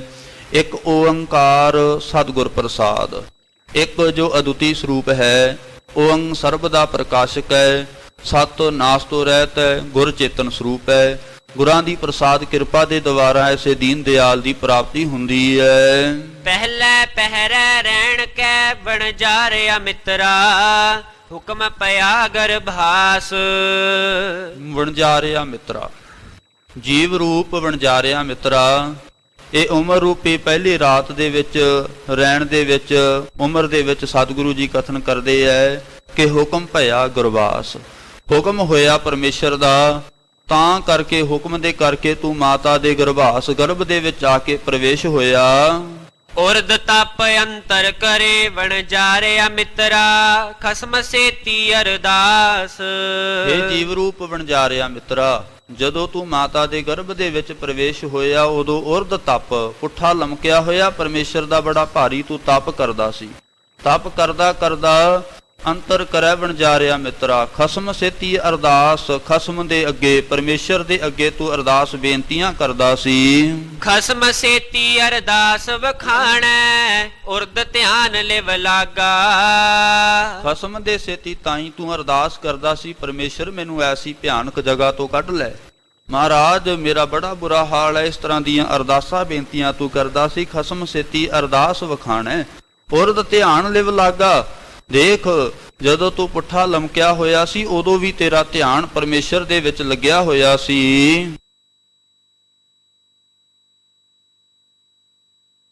ਨਾਗਾ ਜਦੋਂ ਤੂੰ ਜਨਮ ਧਾਰ ਕੇ ਆਇਆ ਨਾ ਇਸ ਸੰਸਾਰ ਦੇ ਵਿੱਚ ਤੇ ਨਾਮ ਮਰਜ਼ਾਦ ਆਇਆ ਸੀ। ਉਹ ਤੇੜ ਧੋਤੀ ਪਾਈ ਹੁੰਦੀ ਹੈ, ਕੱਪੜੇ ਪਾਏ ਹੁੰਦੇ ਐ, ਤੇ ਜਦੋਂ ਨਾ ਨਗਨ ਹੋਵੇ ਕੋਈ ਆਪਾਂ ਬਿਨ ਮਰਜ਼ਾਦਾ ਤੋਂ ਕਹਿ ਦਿੰਨੇ ਆ। ਇਸ ਤਰ੍ਹਾਂ ਤੂੰ ਭਾਈ ਪੁਰਸ਼ਾ ਤੂੰ ਤਾਂ ਮਰਿਆਦਾ ਤੋਂ ਬਿਨਾਂ ਹੀ ਸੰਸਾਰ ਦੇ ਵਿੱਚ ਆਇਆ। ਅਥਵਾ ਇਹ ਵੀ ਅਰਥ ਕਰਦੇ ਆ ਨਾਮ ਮਰਜ਼ਾਦ। ਇਹ ਕਲਯੁਗ ਦਾ ਜਿਹੜਾ ਸਮਾਂ ਹੈ ਗੁਰਮੁਖੋ ਨਾਮ ਮਰਜ਼ਾਦਾ ਦਾ ਹੈ, ਮਰਿਆਦਾ ਨਹੀਂ ਹੈ ਕੋਈ। ਇੱਥੇ ਜਿਹੜਾ ਬਹੁਤੀ ਸੁਚਮਤਾ ਰੱਖਦਾ ਹੈ ਉਹਨੂੰ ਮਾੜਾ ਬੋਲਿਆ ਜਾਂਦਾ ਹੈ, ਜਿਹੜਾ ਬਾਣੀ ਪੜ੍ਹਦਾ ਹੈ ਉਹਨੂੰ ਮਾੜਾ ਬੋਲਿਆ ਜਾਂਦਾ ਹੈ, ਗੁਰਮੁਖ ਭਾਵਨਾ ਵਾਲਾ ਹੁੰਦਾ ਹੈ, ਸ਼ਰਧਾ ਵਾਲਾ ਹੁੰਦਾ ਹੈ, ਉਹਨੂੰ ਮਾੜਾ ਬੋਲਿਆ ਜਾਂਦਾ ਹੈ। ਇਹ ਨਾਮ ਮਰਿਆਦ ਕਲਯੁਗ ਦਾ ਐਸਾ ਜਿਹੜਾ ਵਿਵਹਾਰ ਹੈ, ਕਲਯੁਗ ਆਪਣੀ ਕਲਾ ਵਰਤਾ ਰਿਹਾ ਹੈ, ਇਸੇ ਕਰਕੇ ਨਾਮ ਮਰਜ਼ਾਦ ਹੈ। ਲੋਕੀ ਕਹਿੰਦੇ ਐ ਸੁਚਮਤਾ ਤੇ ਝੂਠ ਦੇ ਵਿੱਚ ਕੋਈ ਫਰਕ ਨਹੀਂ ਹੈ। ਬਾਹਰ ਨਿਕਲੀਏ ਸੰਸਾਰ ਦੇ ਵਿੱਚੋਂ ਜਾਂ ਆਪਣੇ ਨਗਰ ਇਲਾਕਿਆਂ ਦੇ ਵਿੱਚੋਂ ਦੇਖਦੇ ਆ ਭਾਈ ਕੋਈ ਸੁਚਮਤਾ ਨਹੀਂ ਹੈ, ਝੂਠ ਹੀ ਝੂਠ ਸਾਤੇ ਵਰਤ ਰਹੀ ਹੈ। ਇਹਨਾਂ ਦੀ ਗਿਣਤੀ ਜ਼ਿਆਦਾ ਹੋ ਰਹੀ ਹੈ। ਜਿਹੜੇ ਝੂਠੇ ਪੁਰਸ਼ ਹੈ ਨਾ, ਝੂਠੇ ਪੁਰਸ਼, ਉਹਨਾਂ ਦੀ ਗਿਣਤੀ ਜ਼ਿਆਦਾ ਹੁੰਦੀ ਹੈ। ਇਸ ਕਰਕੇ ਹੈ ਪੁਰਸ਼ਾ ਤੂੰ ਨਾਮ ਮਰਜ਼ਾਦ ਹੈ। ਸੰਸਾਰ ਦੇ ਵਿੱਚ ਤੂੰ ਨਾਮ ਮਰਜ਼ਾਦ ਕਲਯੁਗ ਦੇ ਵਿੱਚ ਆਇਆ ਜਿੰਦੀ ਕੋਈ ਮਰਿਆਦਾ ਹੀ ਨਹੀਂ ਹੈ। ਪੰਕਤੀ ਦੁਬਾਰਾ ਪੜ੍ਹ ਦਿਓ। ਨਾਮ ਰਜਾਦ ਆਇਆ ਕਲ ਭੀਤਰ ਬਾਹੜ ਜਾਸੀ ਨਾਗਾ। ਨਾਮ ਮਰਜ਼ਾਦ ਮਰਿਆਦਾ ਤੋਂ ਬਿਨਾਂ ਸੰਸਾਰ ਦੇ ਵਿੱਚ ਆਇਆ ਸੀ ਤੇ ਬਾਹੜ ਜਾਸੀ ਨਾਂਗਾ। ਨੰਗਾ ਹੀ ਤੂੰ ਸੰਸਾਰ ਦੇ ਵਿੱਚੋਂ ਚਲੇ ਜਾਣਾ। ਕੱਪੜੇ ਭਾਵੇਂ ਕਿੰਨੇ ਵੀ ਆਪਾਂ ਇਸ ਜੀਵ ਦੇ ਪਾ ਲਈਏ, ਸਰੀਰ ਨੇ ਗੁਰਸੰਗਤ ਜੀ ਸਥੂਲ ਸਰੀਰ ਨੇ ਇੱਥੇ ਹੀ ਰਹਿ ਜਾਣਾ। ਬਾਕੀ ਜਿਹੜਾ ਗੌਣ ਆਤਮਾ ਭਾਵ ਸੂਖਸ਼ਮ ਸਰੀਰ ਹੈ ਉਹ ਇਥੋਂ ਨਾਮ ਮਰਜ਼ਾਦ ਹੀ ਜਾਵੇਗੀ, ਨਗਨ ਹੀ ਜਾਏਗੀ। ਜੈਸੀ ਕਲਮ ਬੁੜੀ ਹੈ ਮਸਤਕ ਤੈਸੀ ਜੀੜੇ ਪਾਸ। ਜਿਸ ਤਰ੍ਹਾਂ ਦੀ ਮਸਤਕ ਮੱਥੇ ਉੱਪਰ ਜਾਂ ਅੰਤਸ਼ਕਰਨ ਰੂਪੀ ਮੱਥੇ ਉੱਪਰ ਇਹ ਜੀਵ ਦੇ ਕਰਮਾਂ ਦੀ ਜਿਹੜੀ ਗੁਰਸੰਗਤ ਜੀ ਵੁੜੀ ਹੈ ਮਸਤਕ, ਇਹ ਜੋ ਹਿਸਾਬ ਕਿਤਾਬ ਲਿਖਿਆ ਹੋਇਆ ਹੈ ਉਸੇ ਤਰ੍ਹਾਂ ਦਾ ਜੀਵ ਫਿਰ ਕਰਮ ਕਮਾ ਰਿਹਾ ਹੈ। ਕਹੋ ਨਾਨਕ ਪ੍ਰਾਣੀ ਪਹਿਲੇ ਪਹਿਰੈ ਹੁਕਮ ਪਿਆ ਗਰਭਾਸ। ਕਹੋ ਨਾਨਕ ਪ੍ਰਾਣੀ ਪਹਿਲੇ ਪਹਿਰੈ। ਇਹ ਪ੍ਰਾਣਾ ਧਾਰੀ ਜੀਵ ਤੂੰ ਪਰਮੇਸ਼ਰ ਦੇ ਇਹ ਬਣਾਏ ਹੋਏ ਜੀਵ, ਤੂੰ ਤਾਂ ਇਸੇ ਤਰ੍ਹਾਂ ਜੋ ਜੀਵ ਰੂਪ ਇਸਤਰੀ ਕਹਿ ਲਈਏ ਜਾਂ ਪੁਰਸ਼ ਕਹਿ ਲਈਏ, ਜੋ ਪਹਿਲੇ ਪਹਿਰੇ ਦੇ ਰਾਹੀਂ ਪਹਿਰ ਦੇ ਰਾਹੀਂ ਸਤਿਗੁਰੂ ਮਹਾਰਾਜ ਉਪਦੇਸ਼ ਦੇ ਰਹੇ ਹੈ। ਹੁਕਮ ਭਇਆ ਗਰਭਾਸ। ਮਹਾਰਾਜ ਕਹਿੰਦੇ ਤੂੰ ਹੁਕਮ ਦੇ ਵਿੱਚ ਆ ਕੇ ਮਾਤਾ ਦੇ ਗਰਭ ਦੇ ਵਿੱਚ ਪ੍ਰਵੇਸ਼ ਹੋਇਆ ਹੈ। ਦੂਜੇ ਪਹਿਰੇ ਰਹਿਣ ਕੈ ਬਣ ਜਾਰਿਆ ਮਿੱਤਰਾ ਬਿਸਰ ਗਿਆ ਧਿਆਨ। ਇਹ ਜੀਵ ਰੂਪ ਬਣ ਜਾ ਰਿਹਾ ਮਿੱਤਰਾ, ਤੂੰ ਉਮਰ ਰੂਪੀ ਦੂਜੇ ਪਹਿਰ ਰਹਿਣ ਦੇ ਵਿੱਚ ਆਇਆ ਤੇ ਉਸ ਵਕਤ ਜਦੋਂ ਆਉਣ ਲੱਗਿਆ ਤੂੰ ਵਿਸਰ ਗਿਆ, ਤੈਨੂੰ ਪਰਮੇਸ਼ਰ ਵਿਸਰ ਗਿਆ, ਤੂੰ ਧਿਆਨ ਲਾਉਣਾ ਹੀ ਭੁੱਲ ਗਿਆ। ਹੱਥੋ ਹੱਥ ਨਚਾਈਐ ਬਣ ਜਾਰਿਆ ਮਿੱਤਰਾ ਜਿਉ ਜਸੁਦਾ ਘਰ ਕਾਨ। ਤੈਨੂੰ ਤਾਂ ਹੁਣ ਹੱਥੋਂ ਹੱਥ ਨਚਾਉਂਦੇ ਐ, ਕਦੇ ਪਿਤਾ ਚੱਕ ਲੈਂਦਾ ਹੈ, ਕਦੇ ਮਾਂ ਚੱਕ ਲੈਂਦੀ ਹੈ, ਕਦੇ ਭੈਣ ਚੱਕਦੀ ਹੈ, ਕਦੇ ਚਾਚੇ ਤਾਏ ਚਾਚੀਆਂ ਤਾਈਆਂ ਚੱਕਦੀਆਂ ਹਨ। ਹੱਥੋਂ ਹੱਥ ਨਚਾਈ ਹੈ, ਤੈਨੂੰ ਹੱਥੋਂ ਹੱਥ ਨਚਾਉਂਦੇ ਐ। ਇਸ ਕਰਕੇ ਗਰੀਬ ਨਿਵਾਸ ਸੱਚੇ ਪਾਤਸ਼ਾਹ ਕਹਿੰਦੇ ਆ ਜਿਉਂ ਜਸੋਦਾ ਘਰ ਕਾਣ। ਜਿਵੇਂ ਜਸੋਦਾ ਦੇ ਘਰ ਦੇ ਵਿੱਚ ਕਾਣ ਕ੍ਰਿਸ਼ਨ ਜੀ ਨੂੰ ਨਚਾਇਆ ਜਾਂਦਾ ਸੀ, ਖੁਸ਼ੀਆਂ ਖੇਡਦੇ ਸਨ, ਉਹਨਾਂ ਨੂੰ ਖਿਡਾਇਆ ਜਾਂਦਾ ਸੀ। ਇਸ ਤਰ੍ਹਾਂ ਤੇਰੀ ਹਾਲਤ ਹੈ। ਹੱਥੋਂ ਹੱਥ ਨਚਾਈਐ ਪ੍ਰਾਣੀ, ਮਾਤ ਕਹੈ ਸੁਤ ਮੇਰਾ। ਤੈਨੂੰ ਸਾਰੇ ਹੱਥੋਂ ਹੱਥ ਨਚਾਉਂਦੇ ਐ, ਤੇ ਜਿਹੜੀ ਮਾਤਾ ਹੈ ਨਾ ਉਹਦੇ ਨਾਲ ਤੇਰਾ ਬੜਾ ਪ੍ਰੇਮ ਹੈ, ਜਾਂ ਤੇਰੇ ਨਾਲ ਉਹਦਾ ਬੜਾ ਪ੍ਰੇਮ ਹੈ। ਉਹ ਕਹਿੰਦੀ ਹੈ ਮਾਤ ਕਹੈ ਸੁਤ ਮੇਰਾ, ਮੇਰਾ ਪੁੱਤਰ ਹੈ, ਇਹ ਤਾਂ ਮੇਰਾ ਪੁੱਤਰ ਰਾਜਾ ਹੈ, ਮੇਰਾ ਪੁੱਤਰ ਤਾਂ। ਇਸ ਤਰ੍ਹਾਂ ਬੜੀਆਂ ਵੱਡੀਆਂ ਵੱਡੀਆਂ ਮਾਤਾ ਫਿਰ ਪਦਵੀਆਂ ਬਖਸ਼ ਦਿੰਦੀ ਹੈ। ਜੇ ਅਤ ਕਰੋਭ ਕਰੇ ਕਰ ਧਾਇਆ, ਤਾਪੀ ਚੀਤ ਨ ਰਾਖਸ ਮਾਇਆ। ਮਾਤਾ ਦਾ ਤਾਂ ਇੰਨਾ ਪ੍ਰੇਮ ਦੱਸਿਆ ਜਾਂਦਾ ਹੈ। ਚੇਤ ਅਚੇਤ ਮੂੜ ਮਨ ਮੇਰੇ, ਅੰਤ ਨਹੀਂ ਕਛ ਤੇਰਾ। ਹੇ ਮੇਰੇ ਮੂੜ ਮੂਰਖ ਮਨਾ, ਤੂੰ ਉਸ ਪ੍ਰਮਾਤਮਾ ਨੂੰ ਅਚੇਤ ਚੇਤੇ ਨਹੀਂ ਕਰਦਾ, ਚੇਤ ਨਾ ਕਰ। ਗਰੀਬ ਨਵਾਜ ਮਹਾਰਾਜ ਕਹਿੰਦੇ ਚੇਤ ਮਨ ਮੇਰੇ, ਅੰਤ ਨਹੀਂ ਕਿਛ ਤੇਰਾ। ਇਸ ਸੰਸਾਰ ਦੇ ਵਿੱਚ ਤੇਰਾ ਕੁਝ ਵੀ ਨਹੀਂ ਹੈ। ਭਾਵੇਂ ਮਾਤਾ ਪਿਤਾ ਹੈ, ਮਾਤ ਪਿਤਾ ਬਣਤਾ ਸੁਤ ਬੰਧ ਪਿਸ਼ਟ ਮੀਤ ਯਾਰ ਭਾਈ। ਪੂਰਬ ਜਨਮ ਕੇ ਮਿਲੇ ਸੰਜੋਗੀ, ਅੰਤ ਹੈ ਕੋ ਨਾ ਸਹਾਈ। ਜਿਨ ਰਚ ਰਚਿਆ ਤਿਸ ਹੈ ਨਾ ਜਾਣੈ, ਮਨ ਭੀਤਰ ਧਰ ਗਿਆਨ। ਜਿਸ ਪਰਮੇਸ਼ਰ ਨੇ ਤੈਨੂੰ ਰਚਿਆ ਹੈ, ਉਸ ਪਰਮੇਸ਼ਰ ਨੂੰ ਤੂੰ ਜਾਣਦਾ ਨਹੀਂ। ਦਾਤ ਪਿਆਰੀ ਵਿਸਰਿਆ ਦਾਤਾਰਾ, ਪਰਮੇਸ਼ਰ ਨੂੰ ਤੂੰ ਜਾਣਦਾ ਨਹੀਂ ਹੈ, ਉਸ ਪਰਮੇਸ਼ਰ ਨੂੰ ਯਾਦ ਕਰ। ਜਿਨ ਰਚ ਰਚਿਆ, ਪੰਕਤੀ ਦੁਬਾਰਾ ਪੜ੍ਹ ਦਿਓ। ਜਿਨ ਰਚ ਰਚਿਆ ਤਿਸ ਹੈ ਨਾ ਜਾਣੈ, ਮਨ ਭੀਤਰ ਧਰ ਗਿਆਨ। ਤੂੰ ਮਨ ਦੇ ਅੰਦਰ ਭੀਤਰ ਨਾ ਵੇਚਦਾ ਹੁੰਦਾ ਹੈ, ਗਿਆਨ ਧਾਰਨ ਕਰ ਪਰਮੇਸ਼ਰ ਦਾ, ਪਰਮੇਸ਼ਰ ਦੇ ਗਿਆਨ ਨੂੰ ਲੈਣਾ ਕਰ। ਕਹੋ ਨਾਨਕ ਪ੍ਰਾਣੀ ਦੂਜੈ ਪਹਿਰੈ, ਵਿਸਰ ਗਿਆ ਧਿਆਨ। ਮਹਾਰਾਜ ਦੂਜੇ ਪਹਿਰ ਦੇ ਦੁਆਰਾ ਗੁਰਸੰਗਤ ਜੀ ਉਪਦੇਸ਼ ਦਿੰਦੇ ਐ ਕਿ ਐ ਜੀਵ ਰੂਪ ਪੁਰਸ਼, ਤੂੰ ਉਮਰ ਰੂਪੀ ਦੂਜੇ ਪਹਿਰ ਦੇ ਵਿੱਚ ਆਇਆ ਤੇ ਤੈਨੂੰ ਪਰਮੇਸ਼ਰ ਵਿਸਰ ਗਿਆ। ਤੀਜੈ ਪਹਿਰੈ ਰਹਿਣ ਕੈ ਵਣਜਾਰਿਆ ਮਿੱਤਰਾ, ਧਨ ਜੋ ਬਨਸਿਓ ਚਿੱਤ। ਜਦੋਂ ਤੀਜਾ ਪਹਿਰ ਆਇਆ ਜੀਵ ਰੂਪ ਵਣਜਾਰਿਆ ਮਿੱਤਰਾ, ਉਦੋਂ ਤੇਰਾ ਧਨ ਦੇ ਨਾਲ, ਮਾਇਆ ਦੇ ਨਾਲ, ਆਪਣੇ ਤਨ ਦੇ ਨਾਲ ਤੇਰਾ ਚਿੱਤ ਲੱਗਿਆ ਹੋਇਆ ਸੀ। ਧਨ ਜੋਬਨ ਸਿਓ ਚਿੱਤ, ਜਵਾਨੀ ਦੇ ਵਿੱਚ ਹੀ ਤੂੰ ਚਿੱਤ ਲਾ ਰੱਖਿਆ ਸੀ। ਮੇਰੀ ਜਵਾਨੀ ਬੜੀ ਸੁੰਦਰ ਹੈ, ਹਰ ਵਕਤ ਧਨ ਗਿਣਨ ਦੇ ਵਿੱਚ ਤੂੰ ਲੱਗਿਆ ਰਿਹਾ। ਹਰ ਕਾ ਨਾਮ ਨਾ ਚੇਤ ਹੀ ਵਣਜਾਰਿਆ ਮਿੱਤਰਾ, ਬੱਧਾ ਛੁੱਟ ਹੈ ਜਿੱਤ। ਮਹਾਰਾਜ ਕਹਿੰਦੇ ਹਰੀ ਦੇ ਨਾਮ ਨੂੰ ਤੂੰ ਨਹੀਂ ਚੇਤੇ ਕਰਦਾ, ਜਿਸ ਦੇ ਚਿਤਨ ਨਾਲ, ਜਿਸ ਨੂੰ ਸਿਮਰਨੇ ਕਰਕੇ ਤੂੰ ਬੱਧਾ ਛੁੱਟ ਹੈ। ਭਾਵ ਸੰਸਾਰ ਦੇ ਵਿੱਚ ਬੰਨਿਆ ਹੋਇਆ ਤੂੰ ਛੁੱਟ ਸਕੇਗਾ, ਪਰ ਜਿਸ ਦੇ ਨਾਲ ਤੂੰ ਛੁੱਟਣਾ ਸੀ ਉਹਨੂੰ ਤੂੰ ਯਾਦ ਨਹੀਂ ਕਰਦਾ। ਹਰ ਕਾ ਨਾਮ ਨਾ ਚੇਤੈ ਪ੍ਰਾਣੀ, ਵਿਕਲ ਪਿਆ ਸੰਗ ਮਾਇਆ। ਅਤੇ ਹਰੀ ਦਾ ਨਾਮ ਭਾਈ ਪੁਰਸ਼ਾ ਤੂੰ ਚੇਤੇ ਨਹੀਂ ਕਰਦਾ, ਮਾਇਆ ਦੇ ਨਾਲ ਹੀ ਬੜਾ ਵਿਆਕੁਲ ਹੋਇਆ ਪਿਆ ਹੈ। ਧਨ ਸਿਓ ਰੱਤਾ ਜੋਬਨ ਮੱਤਾ, ਅਹਲਾ ਜਨਮ ਗਵਾਇਆ। ਧਨ ਦੇ ਨਾਲ ਹੀ ਤੂੰ ਮਸਤਿਆ ਹੋਇਆ, ਜੋਬਨ ਦੇ ਵਿੱਚ ਰਤਿਆ ਹੋਇਆ। ਅਹਲਾ ਜਿਹੜਾ ਬੜਾ ਸੁੰਦਰ ਜੀਵਨ ਸੀ ਤੇਰਾ ਤੂੰ ਗਵਾ ਲਿਆ, ਜਾਂ ਇਹ ਜਿਹੜਾ ਜੀਵਨ ਸੀ ਤੂੰ ਵਿਅਰਥਾ ਹੀ ਗਵਾ ਲਿਆ ਹੈ। ਧਰਮ ਸੇਤੀ ਵਾਪਾਰ ਨ ਕੀਤੋ, ਕਰਮ ਨ ਕੀਤੋ ਮਿੱਤ। ਜਿਹੜੇ ਧਰਮ ਦਾ ਤੂੰ ਵਪਾਰ ਕਰਨਾ ਸੀ, ਧਰਮ ਦਾ ਵਪਾਰ ਨਹੀਂ ਕੀਤਾ। ਸਤ ਸੰਤੋਖ ਦਇਆ ਨੂੰ ਤੂੰ ਆਪਣਾ ਮਿੱਤਰ ਬਣਾਉਣਾ ਸੀ, ਉਹਨਾਂ ਨੂੰ ਤੂੰ ਮਿੱਤਰ ਵੀ ਨਹੀਂ ਬਣਾਇਆ। ਕਹੋ ਨਾਨਕ ਤੀਜੈ ਪਹਿਰੈ ਪ੍ਰਾਣੀ, ਧਨ ਜੋ ਬਨਸਿਓ ਚਿੱਤ।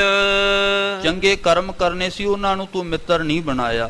ਮਹਾਰਾਜ ਸੱਚੇ ਪਾਤਸ਼ਾਹ ਕਹਿੰਦੇ ਆ, ਕਹੋ ਨਾਨਕ ਤੀਜੈ ਪਹਿਰੈ ਪ੍ਰਾਣੀ, ਧਨ ਜੋ ਬਨਸਿਓ ਚਿੱਤ। ਤੀਜੇ ਪਹਿਰ ਦੇ ਵਿੱਚ ਭਾਵ ਜਦੋਂ ਜਵਾਨੀ ਆਉਂਦੀ ਹੈ, ਉਦੋਂ ਸਾਡਾ ਜੋਬਨ ਦੇ ਨਾਲ ਚਿੱਤ ਲੱਗਿਆ ਹੁੰਦਾ ਹੈ, ਸਾਡਾ ਸਰੀਰ ਦੇ ਨਾਲ ਚਿੱਤ ਲੱਗਿਆ ਹੁੰਦਾ ਹੈ, ਧਨ ਦੇ ਨਾਲ ਚਿੱਤ ਲੱਗਿਆ ਹੁੰਦਾ ਹੈ। ਤੀਜੇ ਪਹਿਰ ਦੀ ਜਵਾਨੀ ਜਿਹੜੀ ਤੂੰ ਵਿਅਰਥ ਗਵਾ ਲਈ।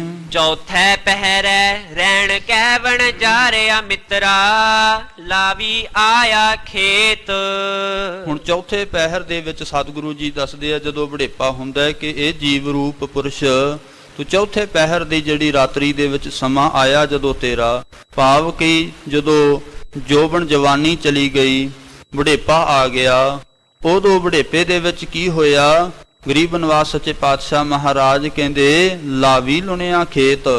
ਲਾਵੀ ਆਇਆ ਖੇਤ, ਭਾਵ ਲਾਵੀ ਉਹਨਾਂ ਨੂੰ ਕਿਹਾ ਜਾਂਦਾ ਜਦੋਂ ਖੇਤ ਪੱਕ ਜਾਂਦਾ ਹੈ। ਪੱਕਣ ਤੋਂ ਬਾਅਦ ਕਣਕ ਵੱਢੀ ਜਾਂਦੀ ਹੈ, ਵੱਢਣ ਵਾਲਿਆਂ ਨੂੰ ਲਾਵੀ ਕਿਹਾ ਜਾਂਦਾ ਹੈ। ਗੁਰਸੰਗਤ ਜੀ ਜਿਹੜੇ ਲਾਵੀ ਜਮਦੂਤ ਕਹੇ ਜਾਂਦੇ ਹੈ, ਅਤੇ ਸਾਡਾ ਸੂਖਸ਼ਮ ਸਰੀਰ ਇਹ ਖੇਤ ਕਿਹਾ ਜਾਂਦਾ ਹੈ। ਭਾਵ ਸੂਖਸ਼ਮ ਸਰੀਰ ਖੇਤ ਨੂੰ ਜਮਦੂਤ ਰੂਪੀ ਲਾਵੀ ਜਿਹੜੇ ਆ ਉਹ ਵੱਢਣ ਵਾਲੇ ਆ ਗਏ। ਜਾ ਜਮ ਪਕੜ ਚਲਾਇਆ ਬਣ ਜਾ ਰਿਆ ਮਿੱਤਰਾ ਕਿਸੈ ਨਾ ਮਿਲਿਆ ਭੇਤ। ਜਦੋਂ ਜਮਾ ਨੇ ਤੈਨੂੰ ਪਕੜ ਕੇ ਅੱਗੇ ਚਲਾਇਆ ਤਾਂ ਕਿਸੇ ਨੇ ਤੇਰਾ ਭੇਤ ਨਹੀਂ ਲਿਆ। ਡਾਕਟਰ ਆਪਣੀ ਜਿਹੜੀ ਨਾੜੀ ਹੁੰਦੀ ਹੈ ਗੁਰਸੰਗਤ ਦੀ ਉਹਨੂੰ ਚੈੱਕ ਕਰਦੇ ਰਹਿ ਜਾਂਦੇ ਆ, ਭੈਣ ਭਾਈ ਸਾਰੇ ਦੇਖਦੇ ਰਹਿ ਜਾਂਦੇ ਆ। ਉਦੋਂ ਪਤਾ ਲੱਗਦਾ ਜਦੋਂ ਕਾਢੋ ਹੋਈ, ਚੱਕ ਲੋ ਹੁਣ ਤਾਂ ਚੱਕ ਲੋ, ਇਹ ਗੱਲ ਹੋ ਜਾਂਦੀ ਹੈ। ਇਸ ਕਰਕੇ ਤੇ ਨਾ ਕਿਸੇ ਨੇ ਭੇਤ ਹੀ ਨਹੀਂ ਲੱਗਿਆ ਕਿ ਕਿੱਧਰ ਕੋਈ ਗਿਆ ਹੈ, ਨਾ ਪਤਾ ਲੱਗਦਾ। ਆਤਮਾ ਹੁਣ ਪਤਾ ਨਹੀਂ ਲੱਗਦਾ, ਇਹ ਉਹਨਾਂ ਪੁਰਸ਼ਾਂ ਨੂੰ ਪਤਾ ਲੱਗਦਾ ਜਿਨ੍ਹਾਂ ਦੀ ਕਮਾਈ ਕੀਤੀ ਹੈ। ਉਹਨਾਂ ਨੂੰ ਇਹ ਵੀ ਪਤਾ ਲੱਗ ਜਾਂਦਾ ਹੈ ਕਿ ਕੋਈ ਸਰੀਰ ਕਿੱਥੇ ਬੈਠਾ ਹੈ, ਕੀ ਕਰਮ ਕਰ ਰਿਹਾ, ਉਹਦਾ ਕੀ ਹਾਲ ਹੈ। ਪਰ ਆਮ ਮਨੁੱਖਾਂ ਨੂੰ ਇਹ ਪਤਾ ਹੀ ਨਹੀਂ ਲੱਗਦਾ। ਦੇਖਦਿਆਂ ਆਪਾਂ ਦੇਖਦੇ ਹਾਂ ਹੁਣ ਜਿਹੜੀ ਆਤਮਾ ਅੰਦਰ ਉਹ ਜਾਂਦੀ ਹੈ, ਸਰੀਰ ਜੜ ਬਣ ਜਾਂਦਾ ਹੈ, ਸਰੀਰ ਦੇ ਅੰਦਰ ਕੁਝ ਨਹੀਂ ਰਹਿੰਦਾ। ਜਦੋਂ ਆਤਮਾ ਚਲੀ ਜਾਂਦੀ ਹੈ ਨਾ ਹੱਥ ਹਿਲ ਸਕਦਾ, ਨਾ ਪੈਰ, ਨਾ ਮੁੱਖ, ਕੁਝ ਵੀ, ਸਰੀਰ ਜੜ ਹੋ ਜਾਂਦਾ ਹੈ। ਮਹਾਰਾਜ ਕਹਿੰਦੇ ਕਿਸੇ ਨੂੰ ਕੋਈ ਭੇਤ ਨਹੀਂ ਮਿਲਿਆ। ਭੇਤ ਚੇਤ ਹਰ ਕਿਸੈ ਨਾ ਮਿਲਿਓ ਜਾ ਜਮ ਪਕੜ ਚਲਾਇਆ। ਜਦੋਂ ਜਮਾ ਨੇ ਤੈਨੂੰ ਪਕੜ ਕੇ ਅੱਗੇ ਚਲਾਇਆ ਨਾ, ਭੇਤ ਚੇਤ ਹਰ ਕਿਸੇ ਨਾ ਮਿਲਿਓ। ਮਹਾਰਾਜ ਕਹਿੰਦੇ ਪਰਮੇਸ਼ਰ ਨੂੰ ਤੂੰ ਚੇਤੇ ਕਰ ਲੈ, ਆ ਭੈਣ ਭਾਈਆਂ ਦੇ ਆਸਰੇ ਨਾ ਤੂੰ ਬੈਠਾ ਰਹਿ। ਇਹਨਾਂ ਨੂੰ ਕਿਸੇ ਤਰ੍ਹਾਂ ਦਾ ਤੇਰਾ ਤਾਂ ਭੇਤ ਹੀ ਨਹੀਂ ਲੱਗਣਾ ਕਿ ਤੂੰ ਕਿੱਥੇ ਗਿਆ ਹੈ। ਝੂਠਾ ਰੁਦਨ ਹੋਆ ਦੁਆਲੇ ਖਿਨ ਮਹਿ ਭਇਆ ਪਰਾਇਆ। ਬਾਕੀ ਜਦੋਂ ਚੜ੍ਹਾਈ ਕਰ ਜਾਏਗਾ ਉਦੋਂ ਸਾਖ ਸੰਬੰਧੀ ਤੇਰੇ ਆਉਣਗੇ, ਉਹ ਤਾਂ ਝੂਠਾ ਰੁਦਨ ਕਰਨਗੇ, ਭਾਵ ਥੋੜਾ ਸਮਾਂ ਰੋ ਕੇ ਤੇ ਫਿਰ ਚਲੇ ਜਾਣਗੇ। ਇਸੇ ਤਰ੍ਹਾਂ ਮਹਾਰਾਜ ਕਹਿੰਦੇ ਐ ਝੂਠਾ ਰੁਦਨ ਹੋਆ ਦੁਆਲੇ ਖਿਨ ਮਹਿ ਭਇਆ ਪਰਾਇਆ, ਤੂੰ ਤਾਂ ਖਿਨ ਮਾਤਰ ਦੇ ਵਿੱਚ ਪਰਾਇਆ ਹੋ ਜਾਏਗਾ। ਸਾਈ ਵਸਤ ਪ੍ਰਾਪਤ ਹੋਈ ਜਿਸ ਸਿਓ ਲਾਇਆ ਹੇਤ।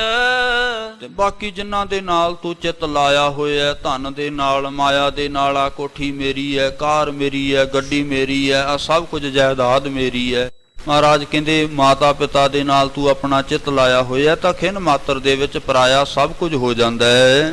ਕਹੋ ਨਾਨਕ ਪ੍ਰਾਣੀ ਚੌਥੈ ਪਹਿਰੈ ਲਾਵੀ ਲੁਣਿਆ ਖੇਤ।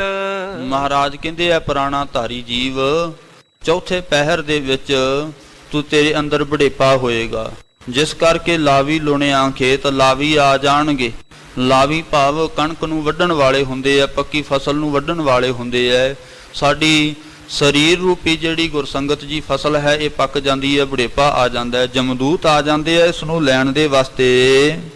ਚੌਪਈ ਜਬ ਨਿਸਬੀਤ ਪਈ ਪੁਨ ਸਾਰਾ। ਜਦੋਂ ਰਾਤ ਬਤੀਤ ਹੋਈ ਹੈ, ਦਿਨ ਚੜਿਆ, ਬਾਲਿਕ ਮਰਗਾ ਪਰੀ ਪੁਕਾਰਾ। ਅਤੇ ਉਹ ਰਾਜੇ ਦੇ ਘਰ ਦੇ ਵਿੱਚ ਜਿਹੜੇ ਬੱਚੇ ਨੇ ਜਨਮ ਲਿਆ ਸੀ ਗੁਰਸੰਗਤ ਜੀ, ਉਹ ਚੜ੍ਹਾਈ ਕਰ ਗਿਆ। ਰੁਦਨ ਕਰੈ ਮਿਲ ਕੇ ਬਹੁ ਨਾਰੀ। ਸਾਰੇ ਨਾਰੀ ਇਸਤਰੀਆਂ ਮਨੁੱਖ ਰੁਦਨ ਕਰਦੇ ਆ, ਰੋਂਦੇ ਆ, ਵਿਰਲਾਪ ਕਰਦੇ ਆ। ਬਾਰਿਓ ਖਾਰ ਸੀਸ ਕੇ ਡਾਰੀ। ਆਪਣੇ ਸੀਸ ਦੇ ਕੇਸ ਦੇ ਜਿਹੜੇ ਵਾਲ ਹਨ ਉਹਨਾਂ ਨੂੰ ਉਖਾੜਦੇ ਹਨ, ਪਟਦੇ ਆ। ਨਿਕਸੇ ਵਹਿਰ ਬਾਲ ਕੋ ਲੀਨਾ। ਅਤੇ ਬੱਚੇ ਨੂੰ ਗੁਰਸੰਗਤ ਜੀ ਆਪਣੇ ਮੋਢਿਆਂ ਦੇ ਉੱਪਰ ਚੁੱਕ ਲਿਆ ਸਾਰਿਆਂ ਨੇ ਅਤੇ ਬਾਹਰ ਨੂੰ ਲੈ ਲਿਆ, ਭਾਵ ਚੁੱਕ ਕੇ ਲੈ ਗਏ ਬਾਹਰ। ਖਨ ਕੈ ਧਰਾ ਦਾਬ ਸੋ ਦੀਨਾ। ਬੱਚੇ ਨੂੰ ਜ਼ਿਆਦਾ ਸੰਸਕਾਰ ਨਹੀਂ ਕੀਤਾ ਜਾਂਦਾ, ਮਿੱਟੀ ਪੁੱਟ ਕੇ ਉੱਥੇ ਨੱਪ ਦਿੱਤਾ ਜਾਂਦਾ ਹੈ। ਇਹਨਾਂ ਨੇ ਵੀ ਇਸੇ ਤਰ੍ਹਾਂ ਕੀਤਾ, ਮਿੱਟੀ ਪੁੱਟੀ ਆ, ਉਹਨੂੰ ਪੂਰ ਦਿੱਤਾ। ਕਰੈ ਬਿਰਲਾਪ ਅਨੇਕ ਪ੍ਰਕਾਰਾ। ਮਾਤਾ ਪਿਤਾ ਭੈਣ ਭਾਈ ਸਾਰੇ ਬਹੁਤ ਜ਼ਿਆਦਾ ਇਹਦੇ ਤਾਈਂ ਵਿਰਲਾਪ ਕਰਦੇ ਆ, ਰੋਂਦੇ ਆ। ਬੜਿਓ ਗ੍ਰਾਮ ਮਹਿ ਸ਼ੋਕ ਅਪਾਰਾ। ਗ੍ਰਾਮ ਦੇ ਅੰਦਰ ਬਹੁਤ ਜ਼ਿਆਦਾ ਸ਼ੋਕ ਹੋ ਗਿਆ, ਗਮੀ ਹੋ ਗਈ। ਤਿਨ ਬਿਲੋਕ ਬੋਲਿਓ ਮਰਦਾਨਾ। ਇਹਨਾਂ ਨੂੰ ਦੇਖ ਕੇ ਭਾਈ ਮਰਦਾਨਾ ਜੀ ਗੁਰੂ ਨਾਨਕ ਦੇਵ ਮਹਾਰਾਜ ਜੀ ਦੇ ਤਾਈਂ ਬੋਲੇ ਹਨ। ਪੂਰਬ ਇਨਕੇ ਹਰਖ ਮਹਾਨਾ। ਲੱਗੇ ਸੱਚੇ ਪਾਤਸ਼ਾਹ ਮਹਾਰਾਜ ਪਹਿਲਾਂ ਤਾਂ ਇਹਨਾਂ ਦੇ ਅੰਦਰ ਬੜੀ ਖੁਸ਼ੀ ਸੀ, ਅਬ ਹੋਇਓ ਸੁਤ ਸ਼ੋਕ ਬੇਸਾਲਾ। ਮਹਾਰਾਜ ਹੁਣ ਇਹਨਾਂ ਦੇ ਘਰ ਦੇ ਅੰਦਰ ਜਿਹੜਾ ਪੁੱਤਰ ਉਹਨੇ ਜਨਮ ਲਿਆ ਸੀ ਉਹ ਚੜ੍ਹਾਈ ਕਰ ਗਿਆ। ਚੜ੍ਹਾਈ ਕਰਨੇ ਕਰਕੇ ਹੁਣ ਇਹ ਬੜੇ ਸ਼ੋਕ ਦੇ ਵਿੱਚ ਹੋ ਰਹੇ ਆ, ਬੜੀ ਗਮੀ ਦੇ ਵਿੱਚ ਆ ਗਏ। ਰੁਦਨ ਕਰਤੇ ਅਸਚਰਜ ਗਤ ਕਾਲਾ। ਮਹਾਰਾਜ ਰੋਂਦੇ ਆ, ਦੇਖੋ ਆ ਕਾਲ ਦੀ ਕੈਸੀ ਅਸਚਰਜ ਰੀਤੀ ਹੈ। ਇੱਕ ਦਿਨ ਪਹਿਲਾਂ ਹੱਸ ਰਹੇ ਸਨ ਅੱਜ ਰੋ ਰਹੇ ਐ। ਮੋਹ ਫਸੇ ਨਰ ਦੁਖ ਸੁਖ ਮਾਨਤ। ਮਹਾਰਾਜ ਇਹ ਤਾਂ ਮੋਹ ਦੇ ਵਿੱਚ ਫਸੇ ਹੋਏ ਲੋਕ ਐ ਜਿਹੜੇ ਦੁੱਖ ਤੇ ਸੁੱਖ ਨੂੰ ਮੰਨਦੇ ਹਨ। ਕਰਤਾ ਹਰਥਾ ਨਹਿ ਪਹਿਚਾਨਤ। ਉਹ ਪਰਮੇਸ਼ਰ ਕਰਨ ਵਾਲਾ ਹੈ, ਪਰਮੇਸ਼ਰ ਹੀ ਮਾਰਨ ਵਾਲਾ ਹੈ, ਇਹ ਗੱਲ ਇਹ ਨਹੀਂ ਜਾਣਦੇ। ਸੁਨ ਕਰ ਸ੍ਰੀ ਗੁਰ ਪਰਮ ਉਦਾਰਾ। ਪਰਮ ਉਦਾਰੇ ਸਤਿਗੁਰੂ ਗਰੀਬ ਨਿਵਾਸ ਸੱਚੇ ਪਾਤਸ਼ਾਹ ਮਹਾਰਾਜ ਜੀ ਨੇ ਭਾਈ ਮਰਦਾਨਾ ਜੀ ਦੇ ਵਚਨ ਜਦੋਂ ਸੁਣੇ ਹਨ, ਤੇ ਛਿਨ ਏਕ ਸ਼ਲੋਕ ਉਚਾਰਾ। ਉਸੇ ਵਕਤ ਮਹਾਰਾਜ ਜੀ ਨੇ ਇੱਕ ਸ਼ਲੋਕ ਉਚਾਰਨ ਕੀਤਾ। ਸ਼ਲੋਕ ਜਿਤ ਮੋਹਿ ਮਿਲੈ ਮੁਬਾਰਕੀ, ਲੱਖ ਲੱਖ ਮਿਲਨ ਅਸੀਸ। ਜਿਸ ਮੁਖ ਨੂੰ ਭਾਈ ਮੁਬਾਰਕੀ ਮਿਲਦੀ ਹੈ, ਵਧਾਈਆਂ ਮਿਲਦੀਆਂ ਹਨ ਅਤੇ ਲੱਖਾਂ ਹੀ ਅਸੀਸਾਂ ਮਿਲਦੀਆਂ ਨੇ। ਤੇਰੀ ਉਮਰ ਵਧੇ, ਇਸ ਤੋਂ ਆਦ ਲੈ ਕੇ ਅਸੀਸਾਂ ਲੋਕ ਦਿੰਦੇ ਹਨ। ਸੇ ਮੁਖ ਰੋਂਦੇ ਡਿਠ ਮੈਂ, ਮਿਲ ਮਿਲ ਪਿੱਟਨ ਸੀਸ। ਭਾਈ ਅੱਜ ਆਪਾਂ ਦੇਖ ਲਿਆ, ਸੇ ਮੁਖ ਰੋਂਦੇ ਡਿਠ ਮੈਂ, ਕਹਿੰਦੇ ਉਹ ਮੁਖ ਅੱਜ ਰੋਂਦੇ ਦੇਖ ਲਏ। ਗੁਰਬਾਣੀ ਦੇ ਅੰਦਰ ਸ਼ਬਦ ਨਹੀਂ ਹੈ ਇਹ ਕਵੀ ਜੀ ਨੇ ਲਿਖਿਆ ਹੈ। ਇਸ ਕਰਕੇ ਮਹਾਰਾਜ ਕਹਿੰਦੇ ਇਹ ਮੁਖ ਅਸੀਂ ਆਪਾਂ ਸਾਰਿਆਂ ਨੇ ਰੋਂਦੇ ਦੇਖ ਲਏ ਹਨ। ਦੇਖੋ ਸਾਰਾ ਪਰਿਵਾਰ ਆਪਣੇ ਸਿਰ ਨੂੰ ਪਿੱਟ ਰਿਹਾ ਹੈ, ਭਾਵ ਕੇਸ ਪੱਟ ਰਿਹਾ ਹੈ। ਚੌਪਈ ਇਸ ਪ੍ਰਕਾਰ ਕਹਿ ਕਹਿ ਜਗ ਸਾਈ। ਇਸ ਤਰ੍ਹਾਂ ਬਚਨ ਜਗਤ ਦੇ ਸਾਈਂ ਮਾਲਕ ਨੇ ਕਰਕੇ ਆਨ ਥਾਨ ਗਮਨੇ ਮਨ ਪਾਈ। ਮਹਾਰਾਜ ਹੋਰ ਜਗ੍ਹਾ ਤੇ ਆ ਕੇ ਗਰੀਬ ਨਿਵਾਸ ਸੱਚੇ ਪਾਤਸ਼ਾਹ ਚਾਲੇ ਪਦ ਤੇ ਜਾਣ ਦੇ ਵਾਸਤੇ ਮਨੁਜ ਅਨੇਕ ਉਦਾਹਰਨ ਕਾਰਨ। ਅਨੇਕਾਂ ਮਨੁੱਖਾਂ ਦਾ, ਅਨੇਕਾਂ ਜੀਵਾਂ ਦਾ ਉਧਾਰ ਕਰਨ ਵਾਸਤੇ ਵਿਚਰਤ ਭੇ ਜਗਦੰਬ ਬਿਦਾਰਨ। ਮਹਾਰਾਜ ਜਗਤ ਦੇ ਦੰਭ, ਜੋ ਜਗਤ ਦੇ ਅੰਦਰ ਦੰਭ ਫੈਲਿਆ ਹੋਇਆ ਸੀ, ਪਖੰਡ ਫੈਲਿਆ ਹੋਇਆ ਸੀ, ਉਸ ਨੂੰ ਖਤਮ ਕਰਨ ਦੇ ਵਾਸਤੇ ਗੁਰਸੰਗਤ ਜੀ ਇੱਕ ਗੋਬਿੰਦ ਦਾਸ ਪੰਡਤ ਜੀ ਹੋਏ ਹੈ, ਉਹਨਾਂ ਨੇ ਆਪਣੇ ਪਰਾਏ ਲਿਖੇ ਹੈ। ਉਹਨਾਂ ਪਰਾਇਆਂ ਦੇ ਵਿੱਚ ਇਹ ਵੀ ਜ਼ਿਕਰ ਆਇਆ ਹੈ ਕਿ ਜਿਹੜੇ ਇਹ ਲੋਕ ਸਨ ਜੋ ਵਣਜਾਰੇ ਸੀ, ਇਸ ਵਣਜਾਰਿਆਂ ਨੇ ਆ ਕੇ ਗੁਰੂ ਨਾਨਕ ਦੇਵ ਮਹਾਰਾਜ ਜੀ ਤੋਂ ਮਾਫੀ ਮੰਗੀ ਸੀ। ਇਹਨਾਂ ਦੇ ਜਿਹੜਾ ਪੁੱਤਰ ਸੀ ਘਰ ਦੇ ਅੰਦਰ, ਉਹਨੂੰ ਗਰੀਬ ਨਿਵਾਸ ਸੱਚੇ ਪਾਤਸ਼ਾਹ ਮਹਾਰਾਜ ਜੀ ਨੇ ਜਿਉਂਦਾ ਕਰ ਦਿੱਤਾ ਸੀ, ਕਿਉਂਕਿ ਗੁਰਬਾਣੀ ਦੇ ਵੀ ਬਚਨ ਹੈ ਪ੍ਰਭਾਵੈ ਬਿਨ ਸਾਸਤੇ ਰੱਖੈ। ਤੇ ਗੁਰੂ ਨਾਨਕ ਦੇਵ ਮਹਾਰਾਜ ਜੀ ਦਾ ਤਾਂ ਹੋਰ ਵੀ ਜ਼ਿਕਰ ਆਉਂਦਾ ਹੈ। ਜਦੋਂ ਦਿੱਲੀ ਦੇ ਵਿੱਚ ਗਰੀਬ ਨਿਵਾਸ ਸੱਚੇ ਪਾਤਸ਼ਾਹ ਮਹਾਰਾਜ ਗਏ, ਉਹ ਮਹਾਵਤ ਦਾ ਹਾਥੀ ਚੜਾਈ ਕੀਤਾ ਸੀ। ਉੱਥੇ ਵੀ ਮਹਾਰਾਜ ਨੇ ਜਾ ਕੇ ਹਾਥੀ ਨੂੰ ਜਿਉਂਦਾ ਕੀਤਾ। ਉਹ ਕਾਜੀ ਨੇ ਆ ਕੇ ਮਾੜੀ ਜੀ ਤਰਕ ਮਾਰੀ ਸੀ ਕਿ ਕੌਣ ਐਸਾ ਜਿਹੜਾ ਹਾਥੀ ਨੂੰ ਜਿਉਂਦਾ ਕਰ ਸਕਦਾ ਹੈ। ਮਹਾਰਾਜ ਕਹਿੰਦੇ ਭਾਈ ਅਸੀਂ ਹਾਥੀ ਨੂੰ ਜਿਉਂਦਾ ਨਹੀਂ ਕੀਤਾ, ਇਹ ਤਾਂ ਪਰਮੇਸ਼ਰ ਨੇ ਕੀਤਾ ਹੈ। ਕਹਿੰਦੇ ਜੇ ਤੁਸੀਂ ਕੀਤਾ ਤਾਂ ਫਿਰ ਹਾਥੀ ਨੂੰ ਹੁਣ ਮਾਰ ਕੇ ਦਿਖਾਓ। ਮਹਾਰਾਜ ਕਹਿੰਦੇ ਜੇ ਪਰਮੇਸ਼ਰ ਨੂੰ ਭਾ ਜਾਏ ਤਾਂ ਮਰ ਵੀ ਜਾਏਗਾ। ਬਸ ਇੰਨੇ ਬਚਨ ਹੋਣ ਦੀ ਢੇਰ ਸੀ, ਉਹ ਹਾਥੀ ਫਿਰ ਮਰ ਗਿਆ। ਹੁਣ ਜਿਹੜਾ ਮਹਾਵਤ ਸੀ ਉਹਦਾ, ਜਿਹੜਾ ਹਾਥੀ ਦਾ ਗਾਹਾਂ ਪਾਲਣ ਵਾਲੇ ਸਨ ਜਾਂ ਪਰਿਵਾਰ ਸੀ, ਉਹ ਜਾ ਕੇ ਫਿਰ ਬੇਨਤੀਆਂ ਕਰਦਾ, ਮਹਾਰਾਜ ਕਾਜੀ ਦਾ ਕੀ ਗਿਆ, ਸਾਡਾ ਸਭ ਕੁਝ ਹੀ ਚਲਾ ਗਿਆ ਹੀ, ਸਾਡਾ ਸਭ ਕੁਝ ਸੀ, ਇਹਦੇ ਨਾਲ ਸਾਡੀ ਰੋਟੀ ਪਾਣੀ ਚੱਲਦੀ ਸੀ, ਤੁਸੀਂ ਕਿਰਪਾ ਕਰ ਦਿਓ ਮਹਾਰਾਜ ਇਹਨੂੰ ਜਿਉਂਦਾ ਕਰ ਦਿਓ। ਭਾਵ ਕੇ ਬਚਨ ਮੰਨ ਕੇ ਫਿਰ ਹਾਥੀ ਨੂੰ ਜਿਉਂਦਾ ਕੀਤਾ ਸੀ। ਇਤਿਹਾਸ ਦੇ ਅੰਦਰ ਬਚਨ ਆਉਂਦੇ ਹੈ।